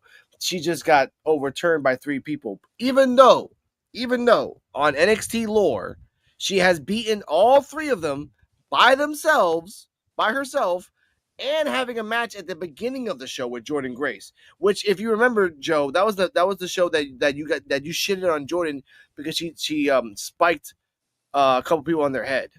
That was just bad. And she's done it, and then she's been botching this whole month. I know. Month of May, she's been fucking botching. So here's the point I want to say this. Okay. D-Walk, Cardi M, your thoughts on the match and rating. Go on now, because you have thoughts on this. Let's go. No, my thoughts on this are, was I surprised? Thoroughly? Yes.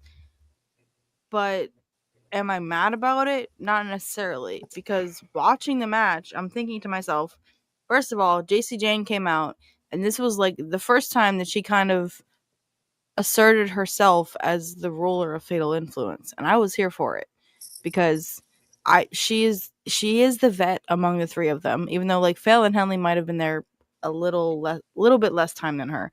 She's been there the longest. She's been around.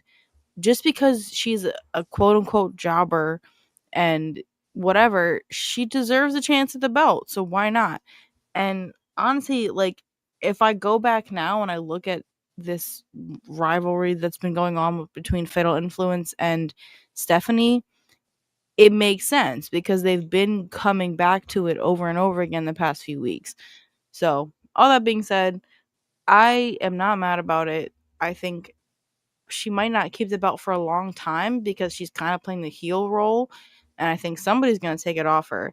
But as much as we love Stephanie Vaquer, like, it's nice to see her lose once in a while. And like EOD said, this was a good way to cover their bases, where Stephanie didn't really like properly lose. She lost because they cheated as a group. So there's a lot to go off of there. And also, last thing, we don't know where people are going. So Stephanie Vaquer and Jordynne Grace could be going up to the main roster. And in that case, this makes a lot of sense.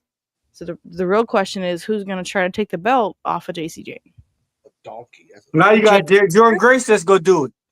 No, but Jada Parker? But Jordynne Grace might be going up. Joe, Jordynne Grace ain't going nowhere. Jordynne Grace is supposed to be going to SmackDown, and Stephanie Vaquer is supposed to be going to Raw. And the reason the reason they're doing these call ups because they're trying to build up for Evolution, so they can have the Women's Evolution pay-per-view and have more star power on the Women's Evolution pay-per-view. They're trying to get as many big names on the pay-per-view as they can. And hold on a minute. So everybody was shocked that she won, right? Mm-hmm. Okay. NXT and Shawn Michaels did their job. They surprised everybody. Yeah. They shocked everybody. That was what they were looking for, shock value. And they did it. They shocked everybody. The fucking ring announcers and Booker T and Vic Joseph were all surprised, their mouths hanging open too, because they didn't know what was going on. When JC Jane won the match, they were all sitting there with their mouths hanging open. All of them. Tell fucking Shawn Michaels to get his fucking eyes fixed. No, he doesn't need to get his eyes fixed. He did what he should have done. No, most of the time he need to get his out. He finally did something right out of fucking 1,000. This NXT was one of the better NXTs we've seen in months. I don't know about that one, bro. We've had shitty NXTs. I don't know about that one. I don't know about that, garbage. Joe. I don't know about that, Joe. No. This show relied heavily on like shock value. Yeah, well, yeah. I mean, like story points. Like you could tell the shock value they were doing was for the story. Like the whole thing with the ref and the Jada Parker match. Stephanie losing the belt to JC Jane. Yeah, it was a lot of shock value, but you could tell it's for a larger story. So sometimes that's a win because if you can see it and you're like, okay, I know why they're doing this. But other times it's like, well, this isn't really the outcome I wanted. So that's why Alex, in my opinion, is probably so pissed off about it. But here's the thing, though, Cardi. In this day and age, shock value is very hard to do in wrestling. Very hard. Because of the internet and the media. It's so hard to fucking have shock value in wrestling anymore that when you can actually grab lightning in a bottle and get that shock value, you're winning. Yeah. They did it when they brought the Hardy Boys in for WrestleMania for that fatal 4-way ladder match for the tag titles. They kept that shit under wraps like a motherfucker. Nobody knew at all.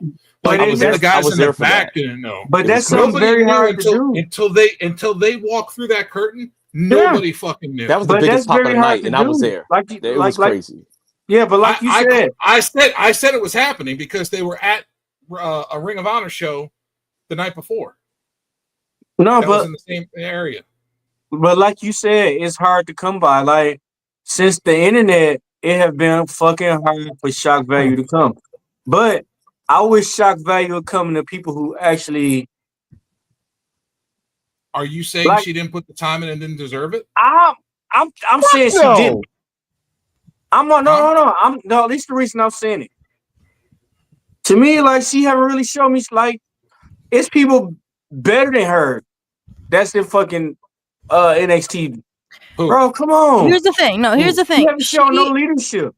Whether you like it or not, she has put in the time, and it's not her fault if she hasn't gotten all the matches to prove herself. But she has proven herself. Like she said, like Cardi's saying, she don't pick her matches, dude. She don't pick where she lands. She's talented on the mic. She's talented in the ring. They never gave her a chance to go for the world title ever. All those great matches, and the one match with Gigi Dolan was up for match of the fucking year. How often do you see an NXT women's singles match be up for match of the year? Not that many. Shout out Gigi Dolan too, because she's a good one, and she's gone. They fired her. So. Okay, now may I have the chance to say my point on this? We have we have to do this before 2 hours, ladies and gentlemen. Past 2 hours, we don't get clips, so we're almost there. Here's the point I want to say. I am beyond. I have to. This is a lot of thoughts. Man, you're finna make Alex have a stroke or something, man. You finna be. No, because like honestly, like there's a lot of things. There's a lot of things in my mind. Okay, here we go. He acts like Logan Paul just won the world title or something. Wow! If that would fucking happen, the world would fucking burn. The fact, and it's gonna happen eventually. I know that. They're talking about it. They're talking about it. I know. Here's the point I want to say. JC Jane, fatal influence and everything. We have watched NXT and we have talked about this on NXT Time with D-Walk for more than a year. She has not won anything significant. She's won against maybe Lola Vice. She's won against maybe Thea Hale. She's won against maybe Tatum Paxley. They've used the same girls in the cycle for the last year. Now, how many losses does she have though? 4. Okay, 4 in how many years? In one whole year that I've seen her, 4. 4 losses. So how come she hasn't had a championship match yet? Because she's only won 1 out of 4. If we go by that logic, Jada Parker has lost 5 and won 2. Now this is number 3. I'm doing this by the stats. And out of those 5 matches, those were mostly title matches that she's had. She's had one title match with Stephanie. She's had a fatal 4-way for the thing. She has a couple again. But that's what Joe is saying is that JC hasn't even had a chance at a title match. This was her first. That's fine. But what I'm saying is this. JC but you had help. Yeah, but here's the part there. Yeah. You have Jasmine. That's the point too. You had help. Fallon Henley didn't win the belt by herself. Fallon Henley won the belt with interference. JC Jane won the belt by interference. Jasmine Nix will probably win a belt by interference. What I'm saying is this. This woman, JC Jane, which again, I have nothing against you, but you've been in NXT for fucking majority, basically 4 years. More or less, 4 years. Wendy Chu has been in NXT for 6. And she didn't even fucking win the fucking Evolve Championship. And I was okay with that. Why? But this is why, Joe. Wendy, and EOD knows this. I wanted Wendy Chu to win. She's been here for fucking 6 years. She's a fucking gatekeeper. But they gave it to the 2-year vet. No, sorry. They gave it to the 2-year green veteran. 2 years. That's it. They could have given it to Kylie Ray, who has 12 years on her fucking belt. But they gave it to Callie Armstrong.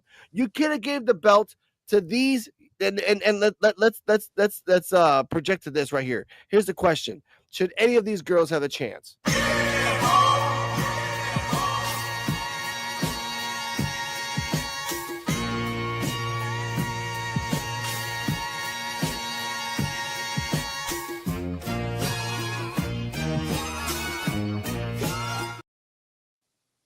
Joe, that's just like Nikki Bella coming back win the world title. You go flip Here we go though. Now, before Joe, I know we talked about this offline and in the chat. Now, minus Jordan Grace, we put Renton Claire, and then we put Thea Hale. Any of them would have been better for a championship match. Any of them.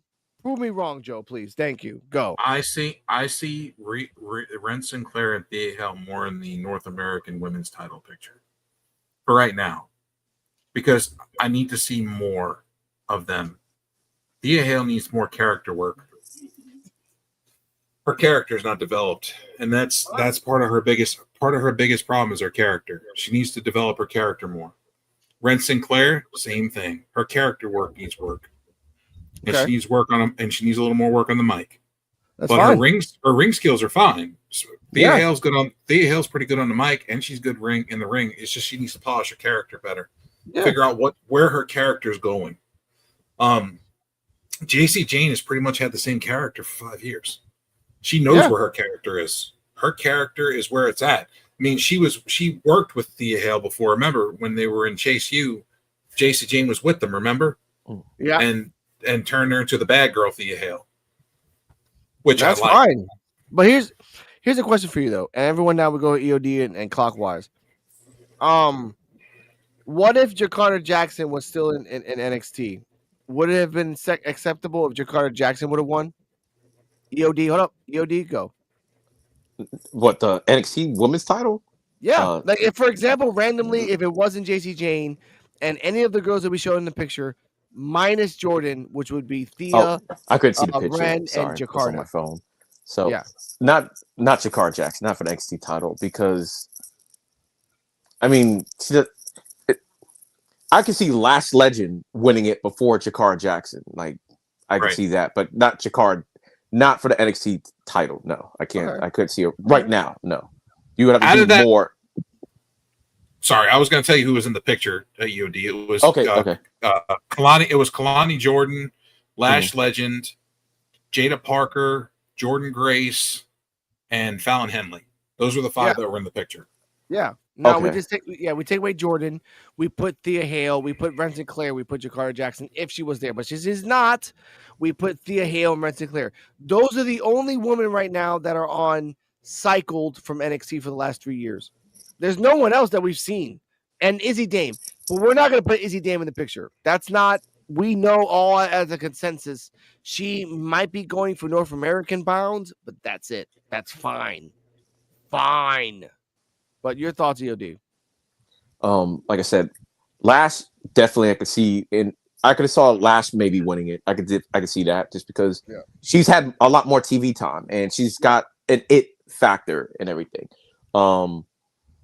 Well, we know George. Well, we know about that. Jada Parker, the Fatal 4-Way match showed that she has potential, but she's not there yet. But it showed that she can kind of hang. She can hold her own, but she's not there yet. She needs a little bit more work before she would be the NXT champion. The reason why I'm like JC Jane, because I remember from the beginning, like all the stuff that she's done. So that's why when she ended up taking a back seat to other people, it was like weird to me because I'm like, man, her and Gigi. Even when I'm on stream now, anytime I say JC Jane, I say it like Gigi Dolan said it during their feud. JC Jane, it's fake ass. Just because that's what she said and everything during that feud, and I just always stuck with me. They had a really good feud, and NXT always had a cycle of recycling people. Like, not recycling people, but when somebody goes to the main roster, always like, oh, it's doom and gloom. We don't have anybody left. And then someone emerges and stuff like that. Sometimes you have to sometimes it might not be the person that you see. Like, at one point, we thought it was Liv Morgan. Until Asuka, they fed her to Asuka. And then that was it for Liv Morgan until she made it to the main roster. And then after a series of unfortunate events, now she's the Liv Morgan we see today. But sometimes it's not like that. So yeah, I get that. All right, D-Walk, give me a minute because we only got like 4 minutes left before we have to cut it off. Let's go. Goddamn shit, motherfucker. Goddamn. Here. I pass. Goddamn. Okay. Joe, go. Sound like you pass a kidney stone. Wow. I just think that this was needed. First off, I know Stephanie Vancouver is obviously the better performer. She's had worldwide, success all over the world. But dropping the title to somebody that's a almost 5 year vet in NXT, that's been there, that's done that's been tag team champions, that's wrestled, with Mandy Rose and Gigi Dolan and all these other ones. Like, I feel like she was well deserving of a championship title shot and well deserving to carry that title. How long she holds the title it just depends. Depends on how well the other talent stacks up and increases their stock before, other than that, I think she's going to hold the title a little while. I don't see her losing that belt. She give me I show up to work so I won't get fire vibes. I just feel like she's not going to lose the belt anytime soon. Only if the rest of this talent doesn't step up. Yeah, Lash, I agree with EOD on Lash. Out of all those people that we saw, I feel like Lash Legend was the only one because of her presence that could have taken the title and been okay with that. The rest of them girls are not ready for the world title picture. Okay, that's fine. Hold on. Yeah. Look. So, damn, I had to list. Hold on, Okay, but no. Go on, Joe. Go on, D-Walk. And no. Come on, man. We got 2 minutes. Come on. Somebody almost slap there. this Hold on. motherfucker and make him talk. Oh my god. Hey man, come on, man. Come on, stuttering John. Okay, so what about all right, besides her, we got what about Carmen Petrovich? Carmen Petrovich, she be getting good publicity. Are you fucking serious? Okay, ladies and gentlemen, Kalani Jordan with D-Walk. No, we got drunk walk in the house today. Name in this? China. You got fucking China. China's dead. God. Even all right, I'm done bullshitting. I'm done bullshitting. All right, we good. All right, ladies and gentlemen, welcome to Extra Time with D-Walk. We'll talk about this on Saturday a little bit more when we talk about John Laurinaitis selling out to protect his own ass. Also, hey, I hope somebody seen that man a rat. I know. Somebody seen that man a rat in the box. Either way, I will say thank you for passing by. I want to give a shout out to Influential Sports being the only YouTuber that had the balls to say that this was the worst decision of NXT history. I stand on that. That shit You sucks. can stand on that by yourself. EOD, thank you for joining us tonight. It was a pleasure as always. Exactly. Thank you again. Thank you again. Thank you. This is Mike and D-Walk. Thank you for passing by. Thank you for showing us a wonderful episode. John, Joe BNCO. I called you John. Joe BNCO. We'll see you on Saturday. We'll talk about John Laurinaitis and more things. Talking about rats. What we feed rats? What do they be Rex? Tomorrow, we're doing a double episode talking about Evolve episode last and this one coming up. Stay healthy, stay happy. We got to cut the time off. And remember, smoke it up, drink it up, and have fun. Let's go. Free Palestine. Free Palestine. All that stuff. I love that. And we got to press the button right here real quick. And here we go. Lace up your boots, we're about to fight. NXT